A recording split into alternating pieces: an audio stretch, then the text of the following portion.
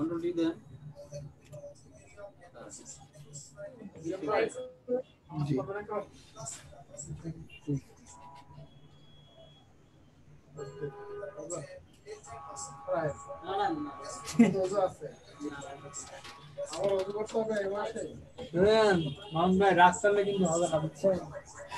जी ma'am ग्रुपে live শুরু হচ্ছে আপনি কন্টিনিউ করবেন প্লিজ আচ্ছা ঠিক আছে আপনি হচ্ছে আমাকে হোস্ট করে দিতেন না আমি তো স্ক্রিন শেয়ার দিতে পারবো ওকে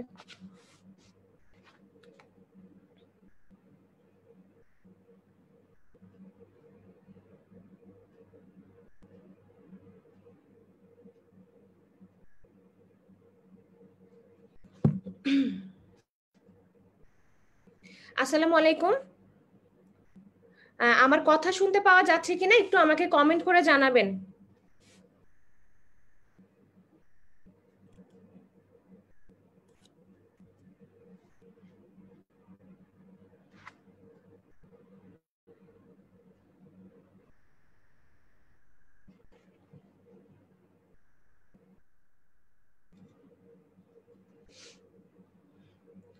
সরি আপনাদের এই ক্লাসটা 7:30টার সময় হওয়ার কথা ছিল বাট আমার হচ্ছে নেট কানেকশনের প্রবলেমের জন্য আমি এতক্ষণ কানেক্টেড হইতে পারতেছিলাম না যাই হোক আজকে আমাদের যে ক্লাস সেটা হচ্ছে নিওনেটোলজির উপরে পেডিয়াট্রিক নিওনেটোলজি আমরা হচ্ছে নতুন একটা এমআর মোল্লা নেলসন ব্যাচ স্টার্ট করব তো সেজন্য আমরা চাইছিলাম যে ফার্স্ট একটা ক্লাস একটা ডেমো বা লাইভ একটা ক্লাস আপনাদের জন্য রাখতে যে আমরা আসলে কিভাবে পড়াই বা আমরা কিভাবে করে ক্লিনিক্যাল পেডিয়াট্রিক্স পড়বো সেটা দেখার জন্য আর কি তো এই ক্লাসটা সেজন্য মেইন পেজে নেওয়া এবং এটা সবার জন্য ওপেন রাখা হয়েছে তো যারা এতক্ষণ অপেক্ষা করছেন ক্লাস শুরু অনেকে ওয়েট করতেছিলেন একজন আপু কমেন্টও করছেন যে আপু ক্লাস কখন শুরু হবে তো সরি দেরি করে আসার জন্য তো প্রথমে আমি একটু ইন্ট্রোডাক্টরি কথাবার্তা বলি যে আমরা আসলে ক্লিনিক্যাল পেডিয়াট্রিক্স কিভাবে পড়বো এফসিপিএস এর জন্য সেটা ফার্স্ট একটু বলি ততক্ষণে বাকিরা কানেক্ট হতে থাকুক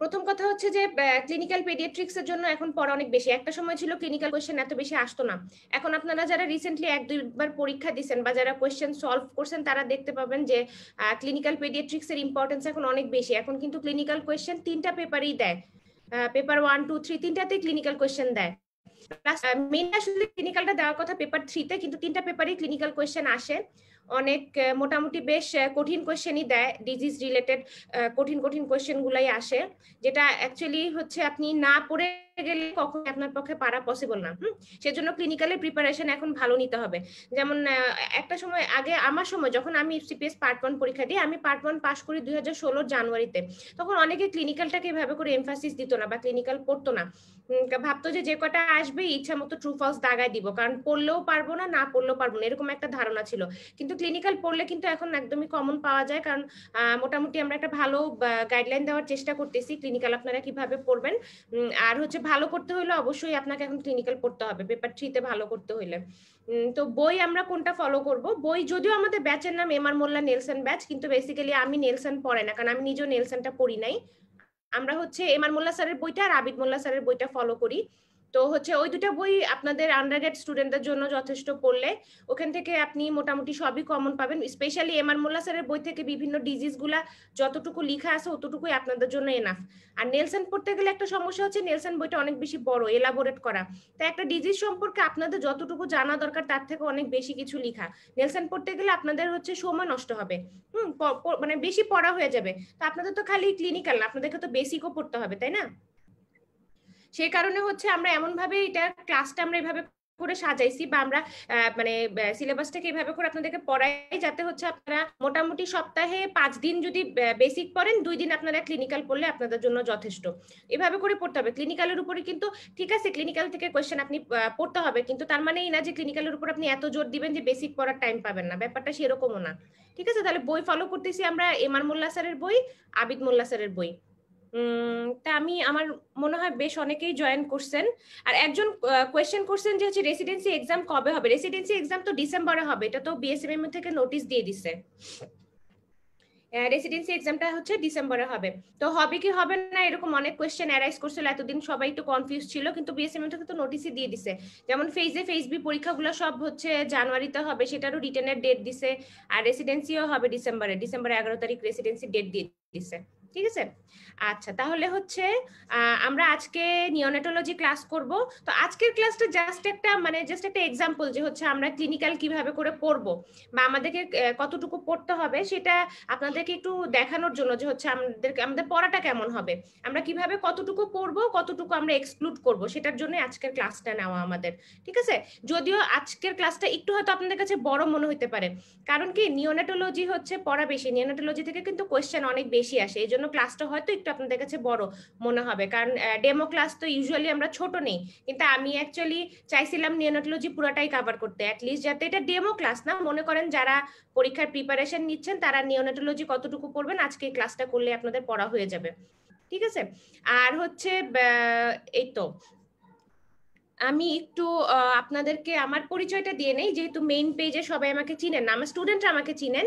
আমি হচ্ছে সিনাপসের পেডিয়াট্রিক্সের একজন হচ্ছে পেডিয়াট্রিক্স বলতে গেলে পেডিয়াট্রিক্সের মেইন মডারেটর আমি সিনাপসের।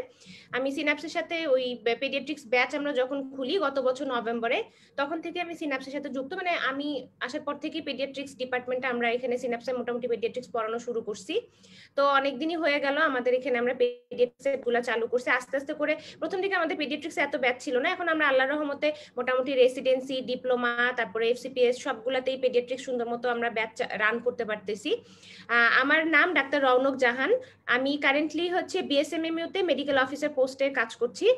আর এমনিতে স্টুডেন্ট আমি হচ্ছে ঢাকা শিশু হাসপাতালে, মানে যেটাকে আপনারা Bangladesh institute of child health নামে জানেন, বিআইসিএইচ। যারা এবার রেসিডেন্সি চয়েস দিবেন তারা এখন সবাই বিআইসিএইচ চিনেন, তার অনেকে আগে চিনতেন না। আমি বিআইসিএইচ এর জেনারেল পেডিয়াট্রিক্সে, আর হচ্ছে আমি আমার এফসিপিএস পার্ট 1 করা হচ্ছে জেনারেল পেডিয়াট্রিক্সে 2016 জানুয়ারিতে। আমার medical college Salimullah medical college, আমি সেশন 8-9, আমার এমবিবিএস ফাইনাল ছিল হচ্ছে 14 জানুয়ারিতে। এটাই আমার পরিচয়। মেনলি আমি হচ্ছে আপনাদের পেডিয়াট্রিক্সের আর কি মেন্টর। সিনাপসের ক্লিনিক্যাল পেডিয়াট্রিক্সটা আমি পড়াই, আমার সাথে আরো 2-3 আপু ভাইয়া রয়েছেন। ঠিক আছে, আমরা শুরু করি। হ্যাঁ,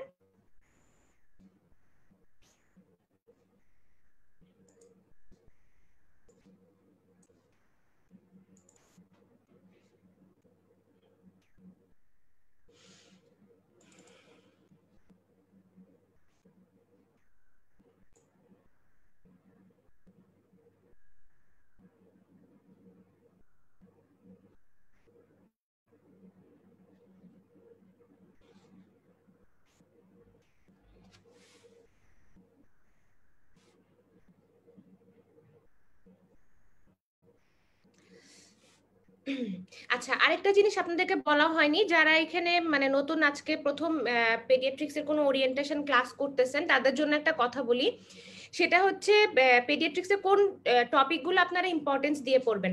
যেমন হচ্ছে পেডিয়াট্রিক্সে এই যে এফসিপিএস পরীক্ষার জন্য সবচেয়ে বেশি ইম্পর্টেন্স দিয়ে আপনাদেরকে পড়তে হবে হচ্ছে growth and development, neonatology, GIT, nutrition. হ্যাঁ, এই কয়টা টপিক বেশি ইম্পর্টেন্স দিয়ে পড়তে হবে। তারপরে হচ্ছে সিস্টেমিক পেডিয়াট্রিক্স থেকে কোয়েশ্চেন একটু কম আসে, এগুলো থেকে কোয়েশ্চেন বেশি আসে। সিস্টেমিকের মধ্যে সবচেয়ে ভালো করে পড়বেন হচ্ছে কার্ডিওভাস্কুলার সিস্টেম, হেমাটোলজি, আর হচ্ছে রেসপিরেটরি সিস্টেম।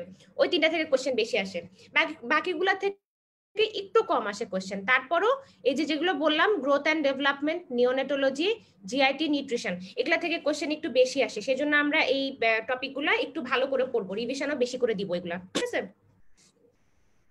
আচ্ছা আপনাদের জন্য হচ্ছে আরেকটা জিনিস, আমাদের আবিদ মোল্লা স্যারের বই কিন্তু হচ্ছে নতুন এডিশন বের হয়েছে, 5th এডিশন। আমি ক্লাসগুলা হচ্ছে প্রিপেয়ার করছিলাম 4th এডিশন থেকে। এখানে হচ্ছে আমার যেগুলা ক্লাস রেডি করা সেগুলো সবই 4th এডিশন থেকে রেডি করা। তো 5th এডিশনের বইটা যদি আপনাদের কাছে থাকে, মানে আপনারা যারা এখন নতুন বই কিনবেন তারা 5th এডিশনই কিনবেন, আর যারা এবার রেসিডেন্সি পরীক্ষা দিবেন তাদের আর বই চেঞ্জ করার দরকার নেই, কারণ নতুন বই কিনলে আপনাদের কাছে কিন্তু পড়ার ওরিয়েন্টেশনটা উল্টাপাল্টা লাগবে। দ্যাটস ওয়াই আপনারা যারা এবার রেসিডেন্সি দিবেন তারা 4th এডিশনই ফলো করবেন, 5th দরকার নাই। বাট যারা এফসিপিএস দিবেন তারা চাইলে হচ্ছে 5th এডিশনটা কিনতে পারেন। কারণ আপনারা যেহেতু ইন ফিউচার পেডিয়াট্রিক্সেই ক্যারিয়ার করবেন, তাহলে হচ্ছে অবশ্যই আপনাদেরকে আপডেটেড পেডিয়াট্রিক্সের বইগুলো রাখতে হবে, কারণ সেখানে আপনার ডিজিজগুলো আপডেট হবে না, যেটা হবে কিছু ডেমোগ্রাফিক ডাটাগুলো চেঞ্জ হবে। যেমন এই যে এই পেজটাতে লেখা আছে যে নিওনেটাল মর্টালিটি রেট বাংলাদেশ এখন তো 28/1000 লাইফ বার্থ, ঠিক আছে। তাহলে হচ্ছে এইটা নতুন বইটাতে এই এরকম ডেমোগ্রাফিক ডাটাগুলো নতুন বইয়ের মধ্যে চেঞ্জ হবে। দ্যাটস ওয়াই আপনারা হচ্ছে নতুন বইটা কিনে দিবেন যারা এফসিপিএস ক্যান্ডিডেট তারা। আর রেসিডেন্সির জন্য আপনাদের এখন আপাতত এই 1 মাসের মধ্যে বই আর চেঞ্জ করার দরকার নেই, ঠিক আছে। তাহলে হচ্ছে আমরা ফার্স্ট একটু নিওনেটাল মর্টালিটি সম্পর্কে জানবো। এটা আপনাদের পরীক্ষার কোয়েশ্চেন ছিল যে হচ্ছে নিওনেটাল মর্টালিটি রেট কত। নিওনেটাল মর্টালিটি রেট হচ্ছে এখন 28/1000 লাইফ বার্থ, 28% না, কিন্তু ভুল করবেন না, এটা কিন্তু পার্সেন্ট না, পার্সেন্ট মানে 100-তে 28টা না, এটা হচ্ছে 1028টা বাচ্চা মারা যায় নিওনেট, ঠিক আছে।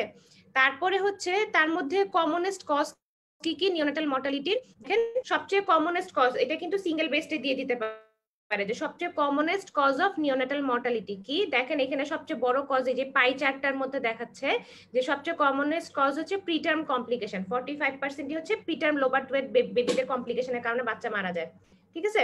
তারপরে হচ্ছে দেখেন তারপরে সেকেন্ড কমন কজ হচ্ছে ইন্ট্রাপার্টাম রিলেটেড, মানে বার্থের সময় যদি কোনো ইনজুরি হয়, বার্থ রিলেটেড কোনো প্রবলেম হয় সেগুলা।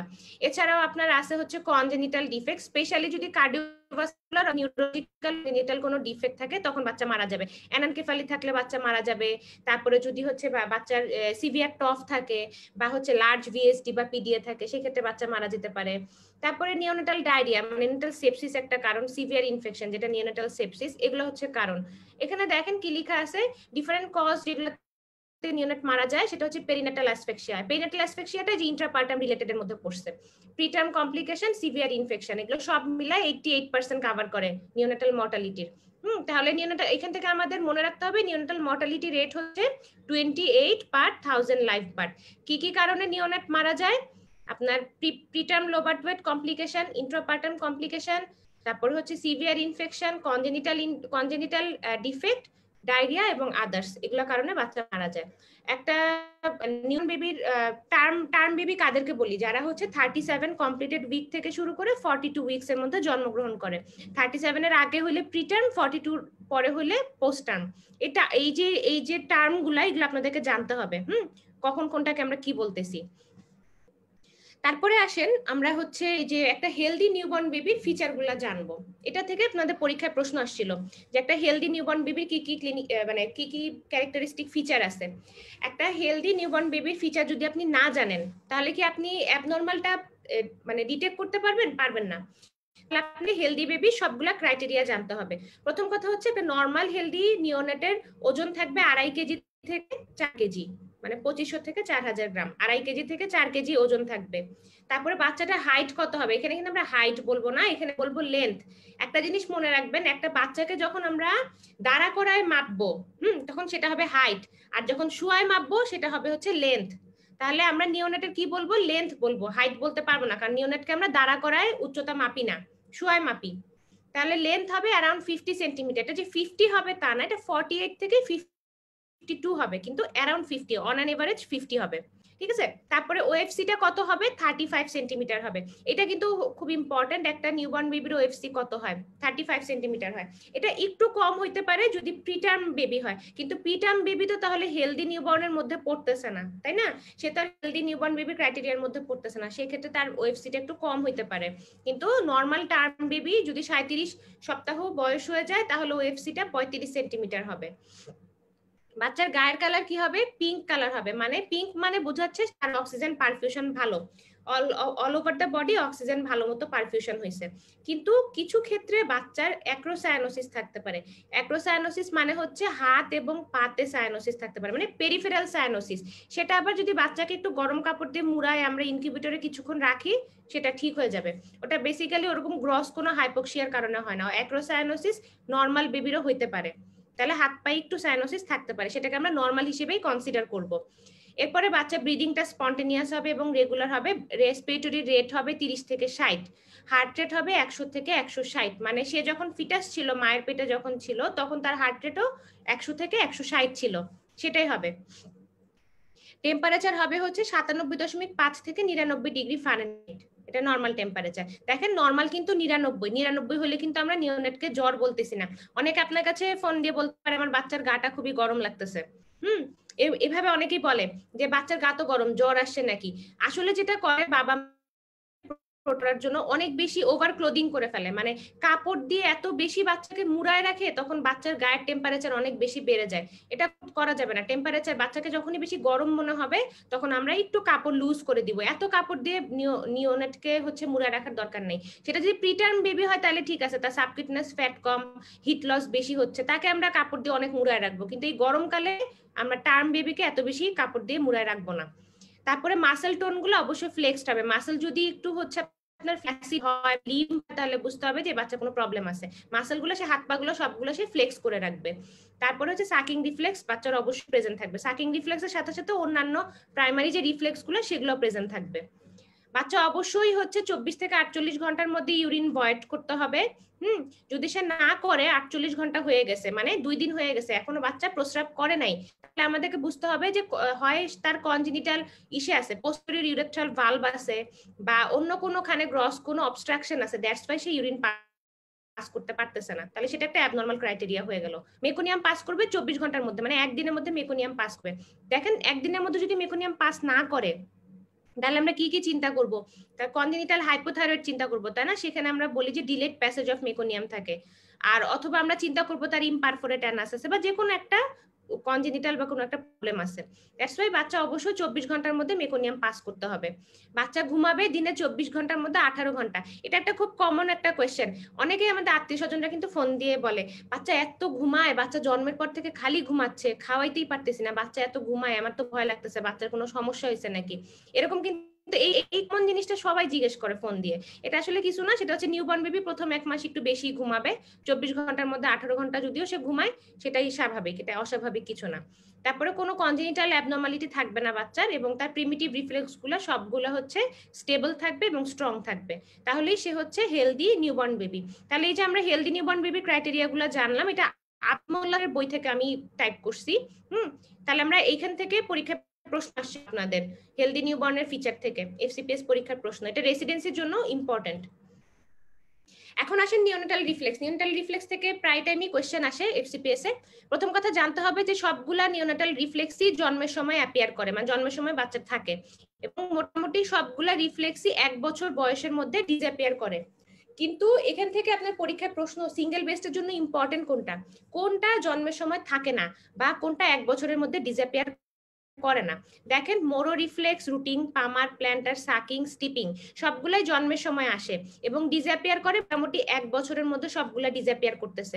এটা কিন্তু আপনাদেরকে টাইম হিসেব করে জানতে হবে যে হচ্ছে মোরো রিফ্লেক্স বাড়তে সময় আসে, 3-4 মাসে ডিসঅ্যাপিয়ার করতেছে, ঠিক আছে। তারপর রুটিন রিফ্লেক্স 3-4 মাসের মধ্যে, এইটা আপনাদেরকে একটু কষ্ট করে মুখস্থ করতে হবে, কোনটা কখন আসে কখন চলে যায়, এটা পরীক্ষার প্রশ্ন।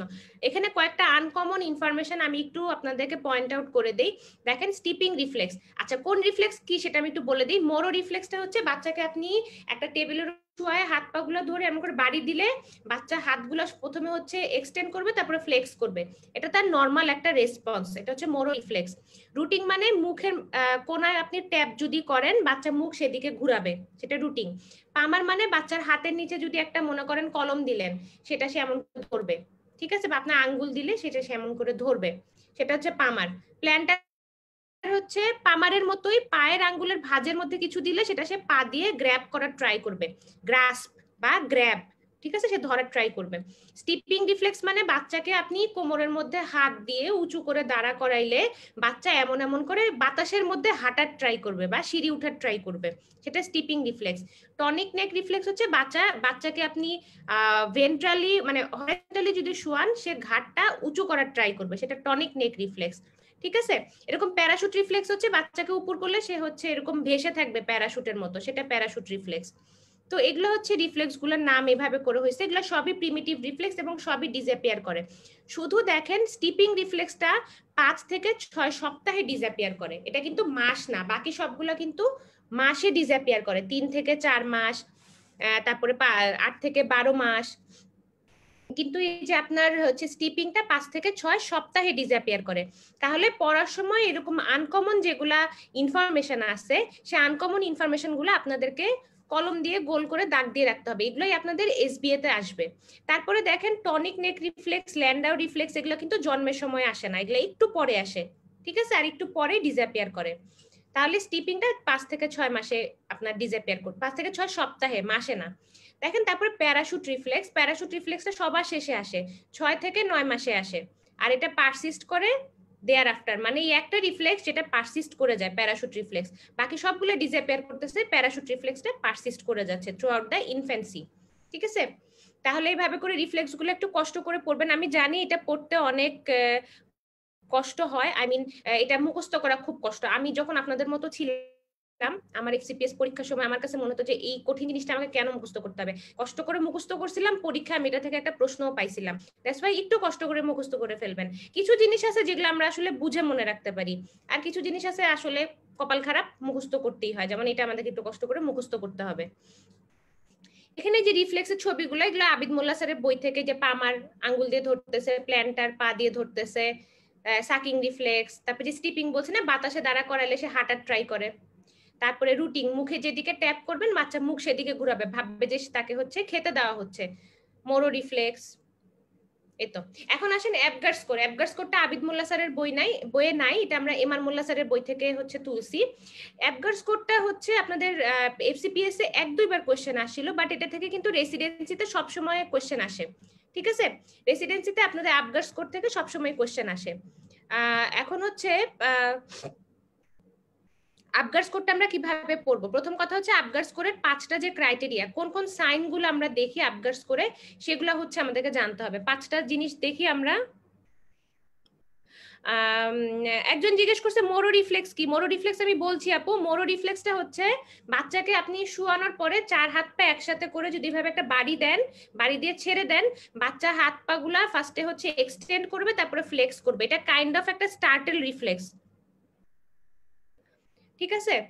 ঠিক আছে, তাহলে হচ্ছে আপনার আবগার স্কোরে আমরা ক্রাইটেরিয়া দেখি 5টা, ঠিক আছে। 5টা ক্রাইটেরিয়া দেখি। কি কি ক্রাইটেরিয়া দেখি? Heart rate, respiratory effort, respiratory rate না কিন্তু, রেসপিরেটরি ইফোর্ট দেখি, মাসেলের টোন দেখি, তারপরে রিফ্লেক্স ইরিটেবিলিটি দেখি। এটা কিন্তু রিফ্লেক্স রেসপন্স না, এটা কিন্তু মানে রিফ্লেক্স রেসপন্স, এটা কিন্তু প্রিমিটিভ রিফ্লেক্স না, রিফ্লেক্স ইরিটেবিলিটি, মানে তাকে ইরিটেট করলে সে কতটুকু রেসপন্স করতেছে। আর হচ্ছে বাচ্চার স্কিন কালার আমরা দেখতেছি। আচ্ছা, এখন দেখেন হার্ট রেট যদি না থাকে তাহলে তো 0। হার্ট রেট নর্মাল কত? 100 থেকে 160। তাহলে 100-র কম থাকলে আমরা 1 দিব, আর 100-র উপরে থাকলে নর্মাল, তখন তার হচ্ছে স্কোর 2। তাহলে নর্মাল আবগার স্কোর কত? 5টা ক্রাইটেরিয়া 2 করে যদি পয়েন্ট হয়, 5 দুগুণা 10, 10 হচ্ছে নর্মাল আবগার স্কোরিং, ঠিক আছে। তারপরে রেসপিরেটরি ইফোর্ট, এখানে রেসপিরেটরি রেট না কিন্তু, বারবার মনে রাখবেন রেসপিরেটরি রেট না, রেসপিরেটরি ইফোর্ট। প্রথম কথা সে শ্বাস নিচ্ছে না, তাহলে সে 0, মানে সে অ্যাকচুয়ালি ডেড। তার যদি স্লো রেসপিরেশন হয় এবং ইরেগুলার হয় সে 1, এবং নর্মাল রেসপিরেশন কেমন হয়? রেগুলার এবং হচ্ছে স্ট্রং হয়। তাহলে বাচ্চা যদি জোরে জোরে কান্না করে, শ্বাস নেয় রেগুলার, তাহলে সেটা হচ্ছে 2। মাসেল টোন একটা নর্মাল নিউবর্ন বেবির কেমন থাকে? ফ্লেক্স থাকে, 4 হাত পাই ফ্লেক্স থাকে। আচ্ছা, একজন বলছেন যে হচ্ছে নতুন এডিশনে স্টিপিং রিফ্লেক্স 5 থেকে 6 মাস লেখা। তাহলে যদি নতুন এডিশনে যদি 5 থেকে 6 মাস লেখা থাকে, আপনারা সেটাই অ্যান্সার হিসেবে কনসিডার করবেন, কারণ হচ্ছে স্যাররা নতুন বই ফলো করবে, তাহলে 5 থেকে 6 মাসই কনসিডার করবেন। এটা তাহলে হচ্ছে পুরাতন বই 5 থেকে 6 সপ্তাহ ছিল, সবখানেই 5 থেকে 6 সপ্তাহ লেখা। এমআর মোল্লা স্যারের বইও 5 থেকে 6 সপ্তাহ লেখা। স্যার যদি এটা নতুন বই কারেকশন দিয়ে থাকে, আপনারা স্যারের নতুন বইয়েরটাই ফলো করবেন, অসুবিধা নেই। আচ্ছা, রেসপিরেটরি ইফোর্ট, মাসেল টোন।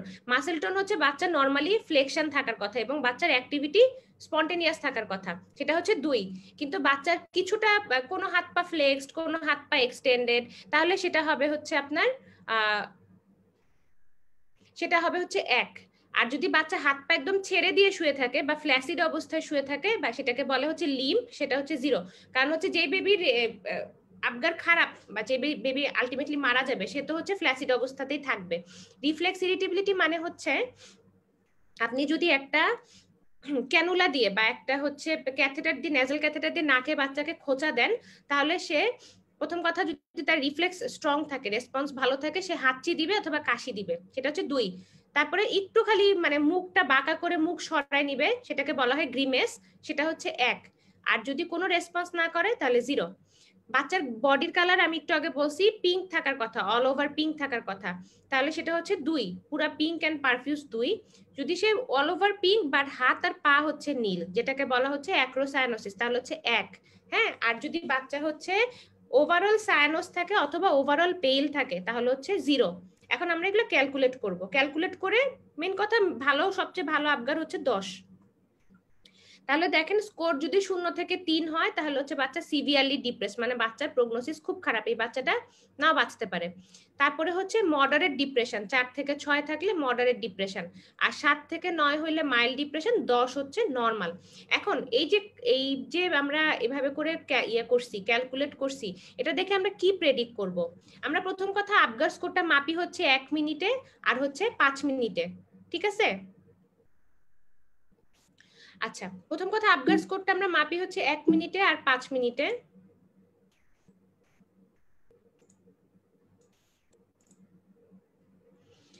আমরা আবগার স্কোর দেখে কি ক্যালকুলেট করি? আমরা হচ্ছে একটা বাচ্চাকে আমরা কি রিসাসিটেটিভ মেজার দিব, বাচ্চাটার মর্টালিটি কেমন হবে, মরবিডিটি কেমন হবে, মানে বাচ্চার ওভারঅল প্রগনোসিসটা আমরা অ্যাসেস করতে পারি, ঠিক আছে? যার আবগার 1 মিনিটে খারাপ, তার একটু পরে তার অবস্থা আরো খারাপ হবে, তার আউটকাম খারাপ।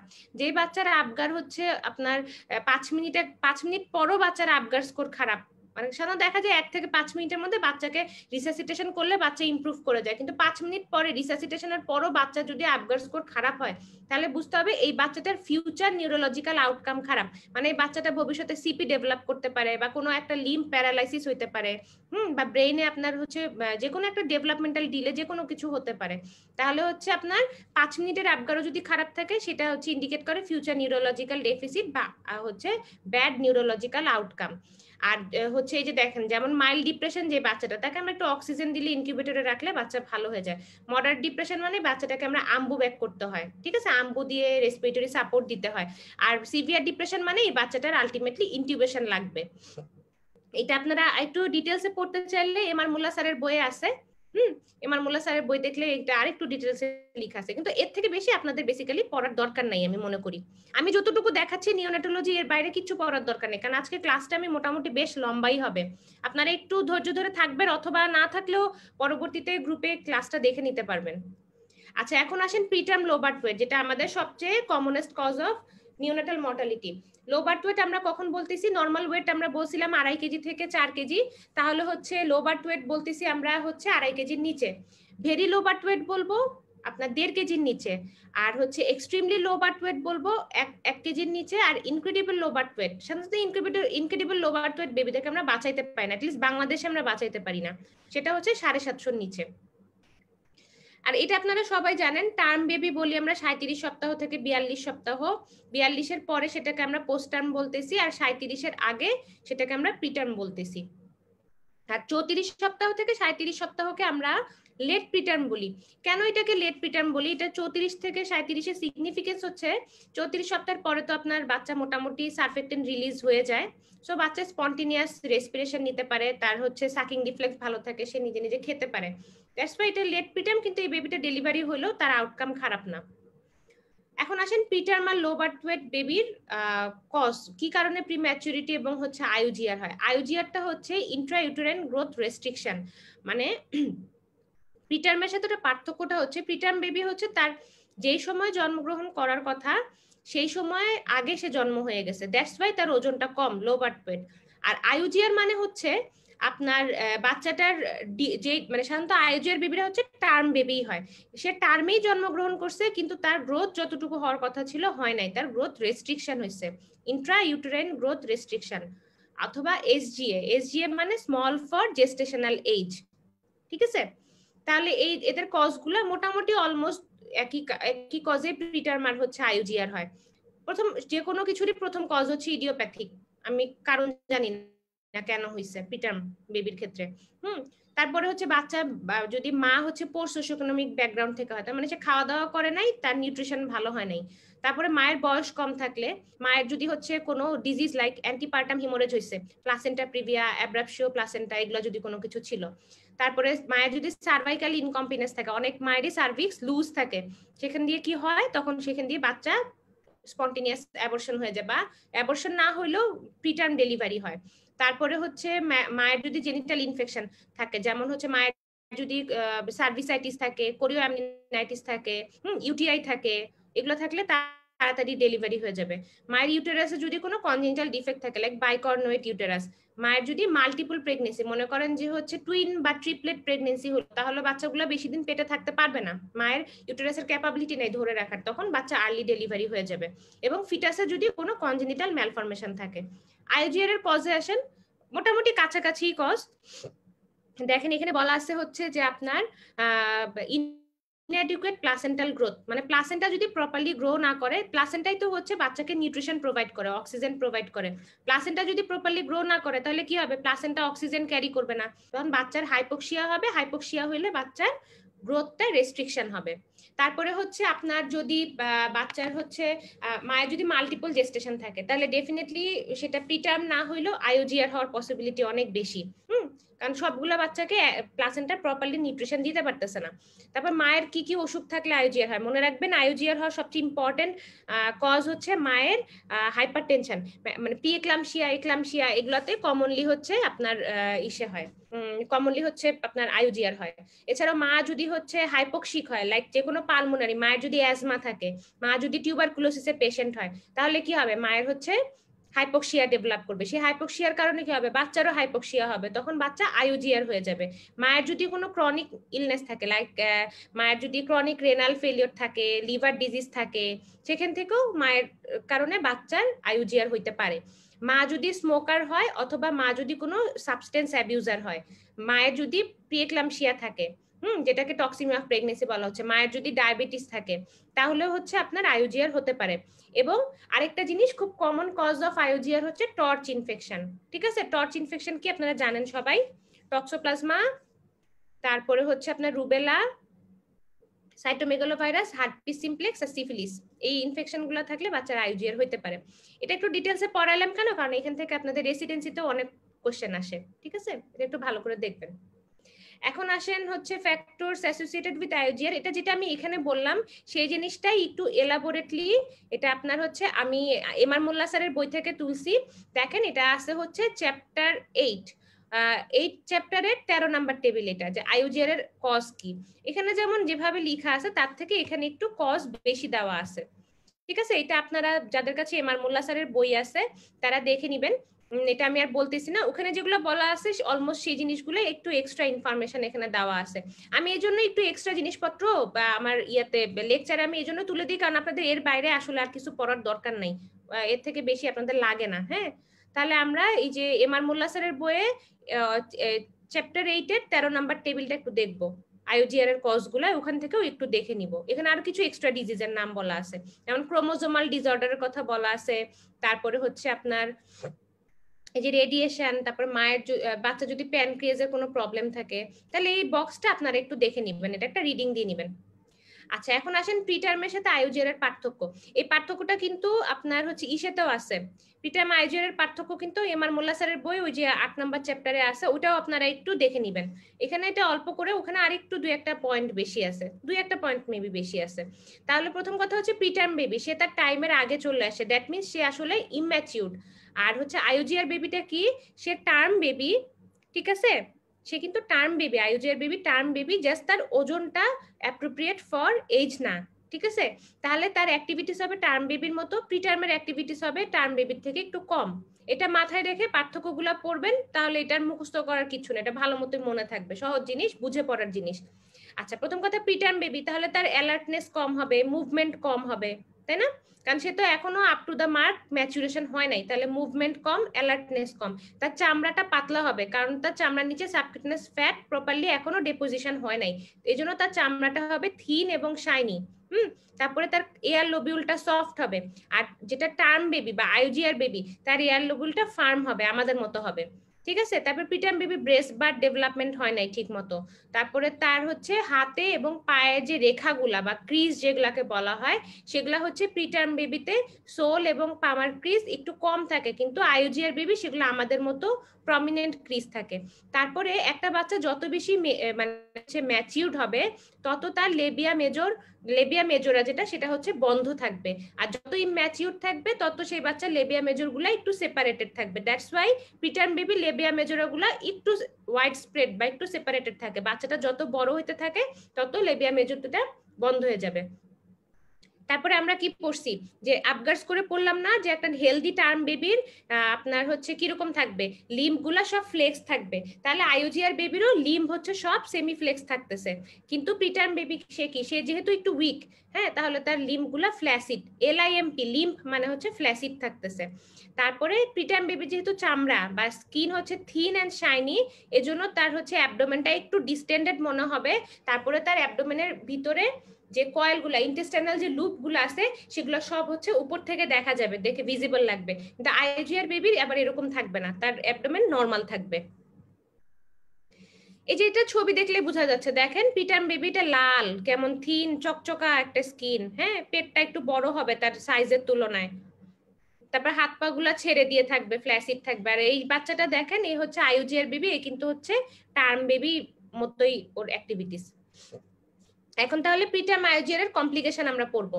কমপ্লিকেশন অবশ্যই কি হবে মনে রাখবেন, প্রিটার্ম আইওজিআর বেবি কখনো টেম্পারেচার স্টেবিলিটি থাকে না, কারণ তাদের হচ্ছে টেম্পারেচার ইনসুলেশন, আমাদের যে স্কিনের যে ইনসুলেশন বা ইনসুলেটিং যে ক্যাপাবিলিটি, হাইপোথ্যালামাসের সাথে স্কিনের যে একটা কানেকশন, সেটা এদের পোর্ট থাকে। তাহলে এদের টেম্পারেচার মেনটেন করতে পারবে না, বারবার করে বাচ্চা ঠান্ডা হয়ে যাবে। তারপরে ব্লাড সুগার মেনটেন করতে পারবে না। তারপরে প্রিটার্ম বেবিতে তো আরডিএস হয়, এটা আপনারা জানেন, আরডিএস আমরা সামনে পড়বো। তারপর বারবার করে অ্যাপনিয়া হবে বা শ্বাস বন্ধ হয়ে যাবে। তারপর হচ্ছে এই বাচ্চাগুলা খুব ইনফেকশনে সাসেপ্টেবল হয়।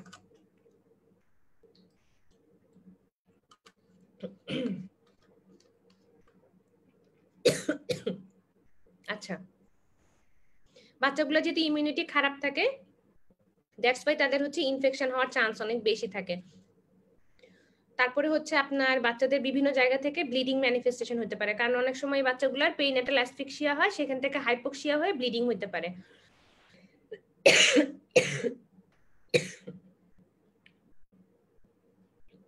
আচ্ছা, তারপর প্রিটার্ম বেবির ফিডিং ডিফিকাল্টি থাকে। ফিডিং ডিফিকাল্টি মানে হচ্ছে এই বাচ্চাগুলা আপনি হচ্ছে যেহেতু সাকিং রিফ্লেক্স ভালো থাকে না, তাহলে তারা সাক করে খেতে পারতেছে না, আবার আপনি যে খাবারটা দিচ্ছেন সেটা টলারেটও করতে পারতেছে না, তাহলে ফিডিং ডিফিকাল্টি হচ্ছে।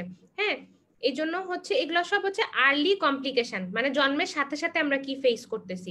ঠিক আছে, আরেকটা জিনিস মনে রাখবেন, প্রিটার্মে কনজেনিটাল হার্ট ডিজিজ কোনটা হয়? প্যাটেন্ট ডাক্টাস আর্টেরিওসাস হয়, পিডিএ। আর অ্যানিমিয়াও হয় প্রিটার্ম বেবিদের। আরেকটা লেট কমপ্লিকেশন, তাহলে আমাদেরকে আর্লি এবং লেট ভাগ ভাগ করে পড়তে হবে পরীক্ষার জন্য, যে দেরিতে কি হয় আর আর্লি কি হয়। লেট কমপ্লিকেশন দেখেন, লেট কমপ্লিকেশন এই বাচ্চাটার ভবিষ্যতে কি হবে? রেটিনোপ্যাথি অফ প্রিম্যাচুরিটি হবে, মানে দেখা যাচ্ছে প্রিটার্ম বেবিটাকে আমরা অনেকদিন এনআইসিইউ তে রাখি, হ্যাঁ, তারপরে এদেরকে অনেক অক্সিজেন দেওয়া হয়, তখন হচ্ছে ওদের রেটিনাল ডিসপ্লাসিয়া হয়ে যায়, তখন রেটিনোপ্যাথি অফ প্রিম্যাচুরিটি হয়। তারপরে ওদের গ্রোথ এন্ড ডেভেলপমেন্ট ডিলে থাকে, নিউরোলজিক্যাল ডেফিসিট থাকে, সেরেব্রাল পলসি থাকে। তারপরে তাদের ভবিষ্যতে হচ্ছে ভিটামিন ডি ডেফিসিয়েন্সি, মানে রিকেটস হবে, অস্টিওপেনিয়া হবে। তাহলে আমরা আর্লি এবং লেট এই কমপ্লিকেশন ভাগ করে পড়বো। প্রিটার্ম আইওজিআর বেবিকে আমরা কি কি সাপ্লিমেন্ট দেই, এটা ডোজ আপনাদেরকে জানতে হবে না, শুধু জানলেই হবে যে কি কি দেই। আমরা যখন একটা প্রিটার্ম বেবিকে হাসপাতাল থেকে ডিসচার্জ দিই, আপনারা সবাই অলরেডি পেডিয়াট্রিক্স ওয়ার্ডে কিন্তু প্রিটার্ম বেবির ডিসচার্জ পেপার লিখছেন, ওখানে আপনারা দেখবেন যে একটা সিলই বানানো থাকে, সিল থাকে একটা, যে হচ্ছে ফলিক অ্যাসিড, মাল্টিভিটামিন আর আয়রন, এই কয়টা জিনিস আমরা ওদেরকে সাপ্লিমেন্ট দেই। ঠিক আছে, ফলিক অ্যাসিড, মাল্টিভিটামিন, আয়রন, এটা পরীক্ষার প্রশ্ন যে প্রিটার্ম বেবিকে এক্সট্রা কি সাপ্লিমেন্ট দিয়ে ছাড়া হয়, এটা আপনাদের পরীক্ষায় আসছিল, এই জন্য আমি এই বক্সটা তুলছি, ফলিক অ্যাসিড, মাল্টিভিটামিন আর হচ্ছে আয়রন।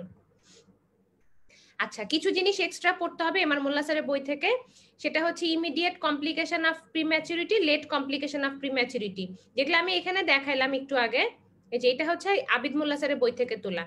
তাহলে আমরা এখানে এমআর মোল্লা স্যারের বই একটু দুই একটা জিনিস বেশি আছে, পেজ নাম্বার দেওয়া আছে, দেখেন এমআর মোল্লা স্যারের বই 165 পাতা আর 169 পাতা আমরা পড়বো।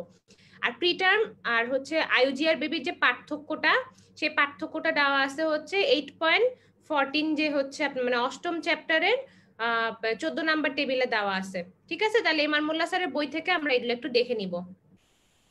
এটা হচ্ছে যারা আরেকটু ভালো করে পড়তে চান তাদের জন্য, কারণ সবার প্রিপারেশন নেওয়ার টাইম বা মানে সিস্টেম একরকম হবে না। কেউ শুধু এতটুকুই পড়বেন, কেউ হয়তো চাবেন যে আমি আরেকটু পড়ি, আমার সময় আছে, তাদের জন্য হচ্ছে এক্সট্রা ইনফরমেশন গুলা। এখন আসেন পোস্টার্ম। পোস্টার্ম মানে 42 সপ্তাহের বেশি। পোস্টার্ম বেবির কমপ্লিকেশন কি কি থাকে? কমপ্লিকেশন থাকে হচ্ছে আপনার পোস্টার্ম বেবি, আমাদেরকে পোস্টার্ম থেকে কোশ্চেন একবারই আসছিল, শুধু কমপ্লিকেশন আসছিল।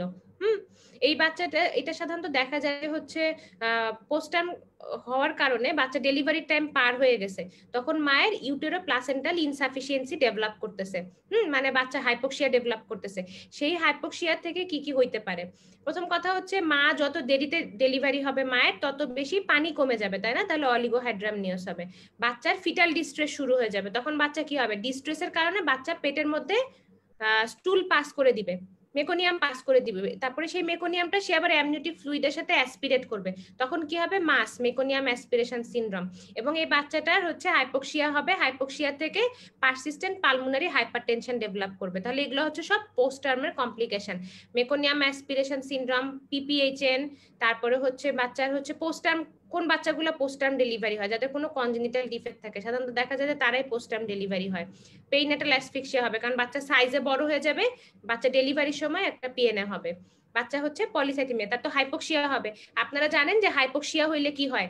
হাইপোক্সিয়া হইলে তখন কিডনি ইরাইথ্রোপয়েটিন রিলিজ করে আরবিসি তৈরি করে, তখন সেখান থেকে পলিসাইথেমিয়া হবে। এছাড়াও তার হচ্ছে সুগারও কম থাকবে, ক্যালসিয়ামও কম থাকবে। ঠিক আছে, তাহলে এগুলো হচ্ছে পোস্ট টার্মের কমপ্লিকেশন। এখন আসেন পেইনেটাল অ্যাসফিক্সিয়া। পেইনেটাল অ্যাসফিক্সিয়া থেকে আপনাদের পরীক্ষায় প্রশ্ন আসছিল হচ্ছে পেইনেটাল অ্যাসফিক্সিয়া যে প্যাথোফিজিওলজি আর কমপ্লিকেশন থেকে কিছু কোশ্চেন আসছিল পরীক্ষায়। তাহলে প্রথম কথা হচ্ছে একটা ফিটাসের আমাদেরকে তাহলে পেইনেটাল অ্যাসফিক্সিয়া থেকে আমরা জানতে হবে যে পেইনেটাল অ্যাসফিক্সিয়া হচ্ছে কেন। পেইনেটাল অ্যাসফিক্সিয়া যদি না হয়, নরমাল ফিটাসের একটা যে নরমাল ফিটাসের রেসপিরেটরি প্যাথোফিজিওলজিটা আমাদেরকে জানতে হবে, তারপরে আমরা পিএনএ বুঝতে পারবো। তাহলে দেখেন যে হচ্ছে প্রথম কথা পেইনেটাল অ্যাসফিক্সিয়া কাকে বলে? এটা হচ্ছে একটা গ্যাস এক্সচেঞ্জ যদি ইম্পেয়ার্ড হয় বাচ্চার, ফিটাসে যদি হচ্ছে সে ঠিকমতো স্পন্টেনিয়াস রেসপিরেশন নিতে না পারে, তখন কি হবে? তার অক্সিজেন কম হবে, কার্বন ডাইঅক্সাইড রিটেনশন হবে, আর হচ্ছে অক্সিজেন হাইপোক্সিয়া যেহেতু হচ্ছে, অক্সিজেন কম হচ্ছে, সেখান থেকে বাচ্চার অ্যাসিডোসিস ডেভেলপ করবে। তাহলে হাইপোক্সিয়া, হাইপারকার্বিয়া, অ্যাসিডোসিস, এই যে তিনটা জিনিস, এই তিনটা ট্রায়াডকে আমরা বলতেছি পেরিনেটাল অ্যাসফিক্সিয়া।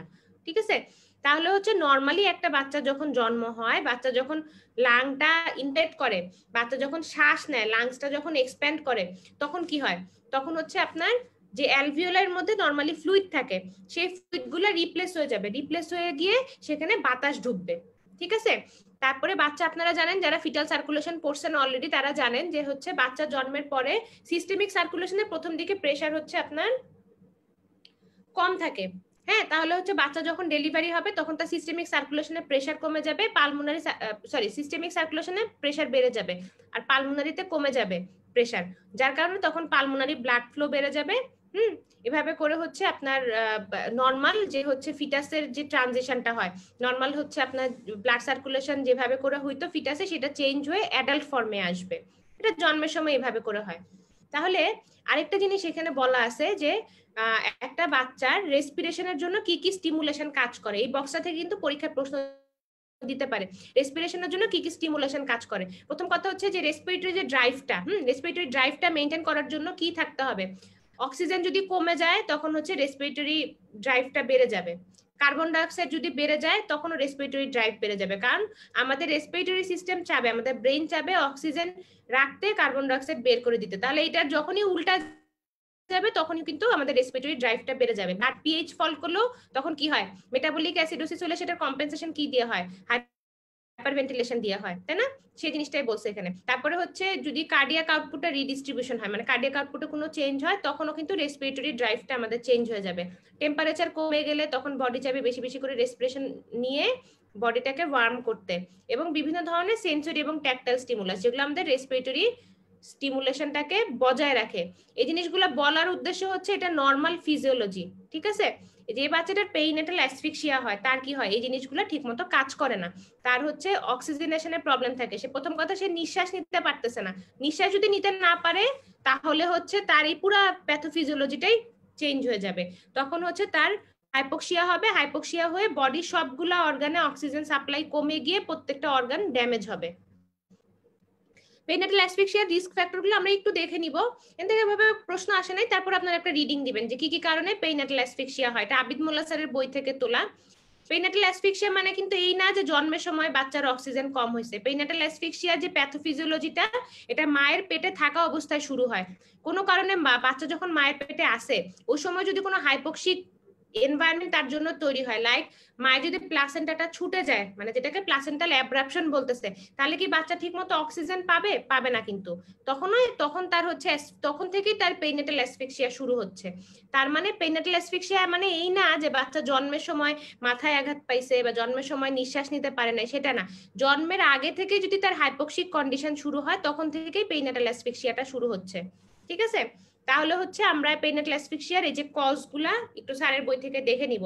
এনে বোঝার কিছু নাই তেমন, এটা একটা রিডিং দিলে আপনারা পারবেন, ঠিক আছে? মায়ের যে কোনো ডিজিজ কন্ডিশনেই বাচ্চার অ্যাসফিক্সিয়া হইতে পারে, যেমন হাইপারটেনশন, ডায়াবেটিস, প্লাসেন্টার কোনো প্যাথোলজি থাকলে হইতে পারে, আম্বিলিকাল কর্ড যদি প্রোলাপস হয়ে যায়, আম্বিলিকাল কর্ড যদি বাচ্চার নেকের চারপাশে নটিং হয়ে থাকে, বাচ্চা শ্বাস তখন নিতে পারবে না জন্মের পরে।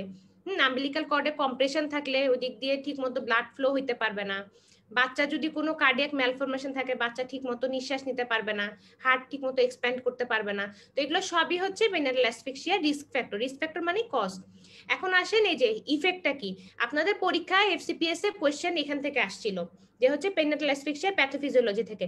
একটা জিনিস সবাই মনে রাখবেন, যে কোনো কিছু পড়ার সময় আপনাদের পরীক্ষায় কিন্তু ইসে বেশি আসে, প্যাথোফিজিওলজি থেকে কোশ্চেন বেশি আসে। হ্যাঁ, ডিজিজের প্যাথোফিজিওলজি থেকে। এফসিপিএস পরীক্ষায় প্যাথোফিজিওলজি থেকে কোশ্চেন বেশি আসে, আর রেসিডেন্সি পরীক্ষায় হচ্ছে আপনার ক্লিনিক্যাল ফিচার, ইনভেস্টিগেশন বা সামটাইমস ট্রিটমেন্ট থেকে কোশ্চেন আসে, কিন্তু এফসিপিএস এ এখান থেকে কোশ্চেন বেশি আসে, প্যাথোফিজিওলজি গুলা থেকে কোশ্চেন আসে। কারণ এফসিপিএস এর কোশ্চেনের স্টেম গুলা কেমন হয় আপনারা দেখছেন না, স্টেম গুলা লম্বা লম্বা হয়। আপনার হচ্ছে এই যে প্যাথোফিজিওলজি থেকে কোশ্চেন করলে এরকম বড় বড় স্টেম দেওয়া যায়। দ্যাটস ওয়াই আমাদেরকে প্রত্যেকটা ডিজিজ যে কটা আমরা এফসিপিএস এর জন্য পড়বো সবগুলা প্যাথোফিজিওলজি গুলা একটু সুন্দর করে রিডিং দিয়ে আমাদেরকে পড়তে হবে। আচ্ছা দেখেন, হাইপোক্সিয়ার ইফেক্ট কি? তাহলে হচ্ছে যে পেরিনেটাল অ্যাসফিক্সিয়ার ইফেক্ট কি? পেরিনেটাল অ্যাসফিক্সিয়া মানে বাচ্চা শ্বাস নিতে পারে নাই, বাচ্চার হাইপোক্সিয়া হয়েছে। সেখান থেকে কি হবে? সবচেয়ে বড় বা সবচেয়ে খারাপ ইফেক্ট হচ্ছে হাইপোক্সিক ইসকেমিক এনকেফালোপ্যাথি, মানে তার ব্রেইনে হাইপোক্সিয়া হয়েছে, সেটাই হচ্ছে হাইপোক্সিক ইসকেমিক এনকেফালোপ্যাথি, ঠিক আছে? তারপরে এই যে একটা বাচ্চার হাইপোক্সিয়া হবে, হাইপোক্সিয়া হওয়ার কারণে কি হবে? অক্সিজেন নাই, তাহলে তার মেটাবলিজমটা কি হবে? অ্যারোবিক হইতে পারতেছে না, তাহলে তার অ্যানারোবিক মেটাবলিজম শুরু হবে বডিতে। অ্যানারোবিক মেটাবলিজম হইলে তাহলে কি হবে? ল্যাকটিক অ্যাসিড প্রোডাকশন হবে, তাই না? অ্যাসিডিক এনভায়রনমেন্ট তৈরি হবে বডিতে, তখন বডিতে পিএইচটা কমে যাবে, এবং এই কারণে তখন দেখা যাবে বডিতে এটিপিও কমে যাচ্ছে, ঠিক আছে? এনার্জি স্টোরও কমে যাচ্ছে। হাইপোক্সিয়া যত বেশি প্রোগ্রেস করতে থাকবে, অ্যাসিডোসিস তত বেশি বাড়তে থাকবে। অ্যাসিডোসিস বাড়তে থাকলে একটা সময় বাচ্চা দেখা যাবে হার্ট রেট কমে গেছে, কার্ডিয়াক আউটপুট কমে গেছে, তারপর বাচ্চার গ্লাইকোলাইসিস প্রপারলি হচ্ছে না, দ্যাটস ওয়াই বাচ্চার কি হবে? আরবিএস ও কমে যাবে, মানে হাইপোগ্লাইসেমিয়া হচ্ছে। তারপরে বাচ্চার সেরেব্রোভাস্কুলার যে অটো রেগুলেশনটা ছিল সেটা নষ্ট হয়ে যাচ্ছে। ওভারঅল একটা পুরো বডিতে একটা ইমব্যালেন্স কন্ডিশন তৈরি হচ্ছে। এই কারণে দেখা যাবে যে আমাদের বডি যে টক্সিক ম্যাটেরিয়াল গুলো বের করে দিত সেগুলো সে বডি বের করতে পারতেছে না। বডিতে তখন ইলেকট্রোলাইট যে পাম্প গুলো আছে, আয়নিক পাম্প গুলা, সেগুলো কাজ করতে পারতেছে না। হ্যাঁ, তখন বডিতে এই যে বিভিন্ন রকম টক্সিক সাবস্টেন্স বা হচ্ছে অ্যামাইনো অ্যাসিড নিউরোট্রান্সমিটার বা হচ্ছে যে নাইট্রেট ওয়েস্ট প্রোডাক্ট সবকিছু জমা হচ্ছে। ইভেন ফ্রি রেডিক্যাল গুলো আমাদের বডিতে জমা হচ্ছে, তখন ফ্রি রেডিক্যাল ইনডিউসড ইনজুরি হবে আমাদের বডিতে। তখন সে ড্যামেজ করবে কোথায় কোথায়? বডির প্রত্যেকটা অর্গানে কিন্তু সে গিয়ে গিয়ে ড্যামেজ করতেছে। এটাই হচ্ছে ওভারঅল পেরিনেটাল অ্যাসফিক্সিয়ার প্যাথোফিজিওলজি। এই যা বললাম পুরোটা এখানে লেখা আছে। এই জিনিসটা হচ্ছে আমরা এমআর মোল্লা স্যারের বই থেকে তুলছি। ক্লিনিক্যাল ফিচার আপনাদেরকে ওভাবে করে পড়া লাগবে না, এটা রেসিডেন্সির জন্য একটু দেখতে পারেন। ক্লিনিক্যাল ফিচার মানে বাচ্চা কান্না করে নাই দেখে হাইপোক্সিয়া হয়েছে, তারপর বাচ্চা পেইল হবে, এটাকে অ্যাসফিক্সিয়া প্যালিডাম বলে। তারপরে বাচ্চার কনভালশন হবে যেহেতু ব্রেনে অক্সিজেন যায় নাই। তারপরে হচ্ছে বাচ্চার হার্ট রেট 100 কম থাকবে, মানে আপগার স্কোর খারাপ থাকবে।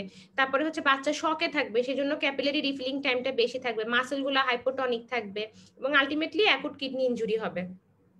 ওই যে টক্সিক ওয়েস্ট প্রোডাক্ট গুলো দিয়ে অ্যাকুট কিডনি ইনজুরি হচ্ছে। তারপরে হচ্ছে দেখেন এইগুলা হচ্ছে সব পেনিয়াটাল অ্যাসফিক্সিয়ার কমপ্লিকেশন। কিডনিতে কি হয়, একেআই।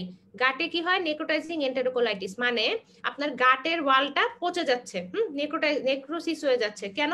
কারণ হচ্ছে অ্যাসফিক্সিয়া হয়ে গাট ওয়ালটাতে নেক্রোসিস হচ্ছে। এই পিএন এর বাচ্চাকে আপনি এই জন্য খাওয়া দিতে পারবেন না, সেই খাওয়া সে টলারেট করতে পারবে না। লাংসে হচ্ছে হিমোরেজ হচ্ছে, পিপিএইচএন হচ্ছে, লিভারে হচ্ছে হেপাটোসেলুলার নেক্রোসিস, তারপরে অ্যাড্রেনাল গ্ল্যান্ডে হিমোরেজ হবে, হার্টে হচ্ছে হাইপোক্সিক কার্ডিওমায়োপ্যাথি, ব্রেনে হচ্ছে এইচআই যেটা হাইপোক্সিক ইসকেমিক এনকেফালোপ্যাথি হচ্ছে। ঠিক আছে, এগুলো হচ্ছে পেনিয়াটাল অ্যাসফিক্সিয়ার কমপ্লিকেশন। এখন এটা থেকে আমাদের এফসিপিএস পরীক্ষার কোশ্চেন আসলে, যে আমি পড়ার সময় আমার বইয়ের মধ্যে এরকম করে এফ তারপরে এমডি এভাবে লিখে রাখতাম আর কি পড়ার সুবিধার জন্য। এটা হচ্ছে আপনাদের এফসিপিএস পরীক্ষার প্রশ্ন, যে হচ্ছে পেনিয়াটাল অ্যাসফিক্সিয়াতে ব্রেইনে কি কি ম্যালফরমেশন হয়, মানে কি কি ব্রেইনে লেশন হয়। তাহলে দেখেন এটা হচ্ছে সেরেব্রাল ইডিমা হবে, হাইপোক্সিয়া থেকে সেরেব্রাল ইডিমা হচ্ছে, ব্রেইনের বিভিন্ন কর্টেক্সের বিভিন্ন রিজিয়নে হচ্ছে নেক্রোসিস হয়ে যাচ্ছে। সিস্টিক এনকেফালোম্যালেশিয়া, প্রথম কথা হচ্ছে এনকেফালোম্যালেশিয়া জিনিসটা কি, মানে ব্রেইন গলে যাচ্ছে। ঠিক আছে, ব্রেইনের মধ্যে নেক্রোসিস হয়ে ব্রেইনটা লিকুইফিকেশন হয়ে যাচ্ছে এবং সেখানে সিস্টের মতো ফর্মেশন হচ্ছে। তারপরে attenuation of depth of sulcus, ব্রেনের যে সালকাস গুলো আছে সেগুলো হচ্ছে ডেপথ কমে যাচ্ছে। ঠিক আছে, সালকাস জাইরাস তাদের ডেপথ মেনটেন করতেছে না। তারপরে পেরিভেন্ট্রিকুলার লিউকোম্যালেশিয়া, মানে হচ্ছে ভেন্ট্রিকেলের চারপাশে যে হোয়াইট ম্যাটার গুলো আছে, হ্যাঁ, সেগুলো হচ্ছে নষ্ট হয়ে যাচ্ছে। লিউকোম্যালেশিয়া মানে হোয়াইট ম্যাটার গুলা ম্যালেশিয়া হচ্ছে, গলে যাচ্ছে। তারপরে হচ্ছে নিউরন গুলা হচ্ছে নেক্রোসিস হবে। তারপরে হচ্ছে থ্যালামাসের যে নিউক্লিয়াস আছে, বেজাল গ্যাংলিয়াস, এগুলো সবগুলো নেক্রোসিস হয়ে যাবে। ইন্ট্রাক্র্যানিয়াল হেমোরেজ হচ্ছে। হ্যাঁ, তাহলে আমরা ব্রেইনে কি কি হয় পেনিয়াটাল অ্যাসফিক্সিয়াতে সেটা এখানে দেখতে পেলাম। এটা এফসিপিএস পুরাতন পরীক্ষার প্রশ্ন, দ্যাটস ওয়াই এটা আমি আপনাদেরকে আলাদা করে পয়েন্ট আউট করে দিলাম। আচ্ছা, এটা হচ্ছে এইচআই এর যে বিভিন্ন গ্রেড। হ্যাঁ, হাইপোক্সিক ইসকেমিক এনকেফালোপ্যাথিকে আমরা 3টা ভাগে ভাগ করি।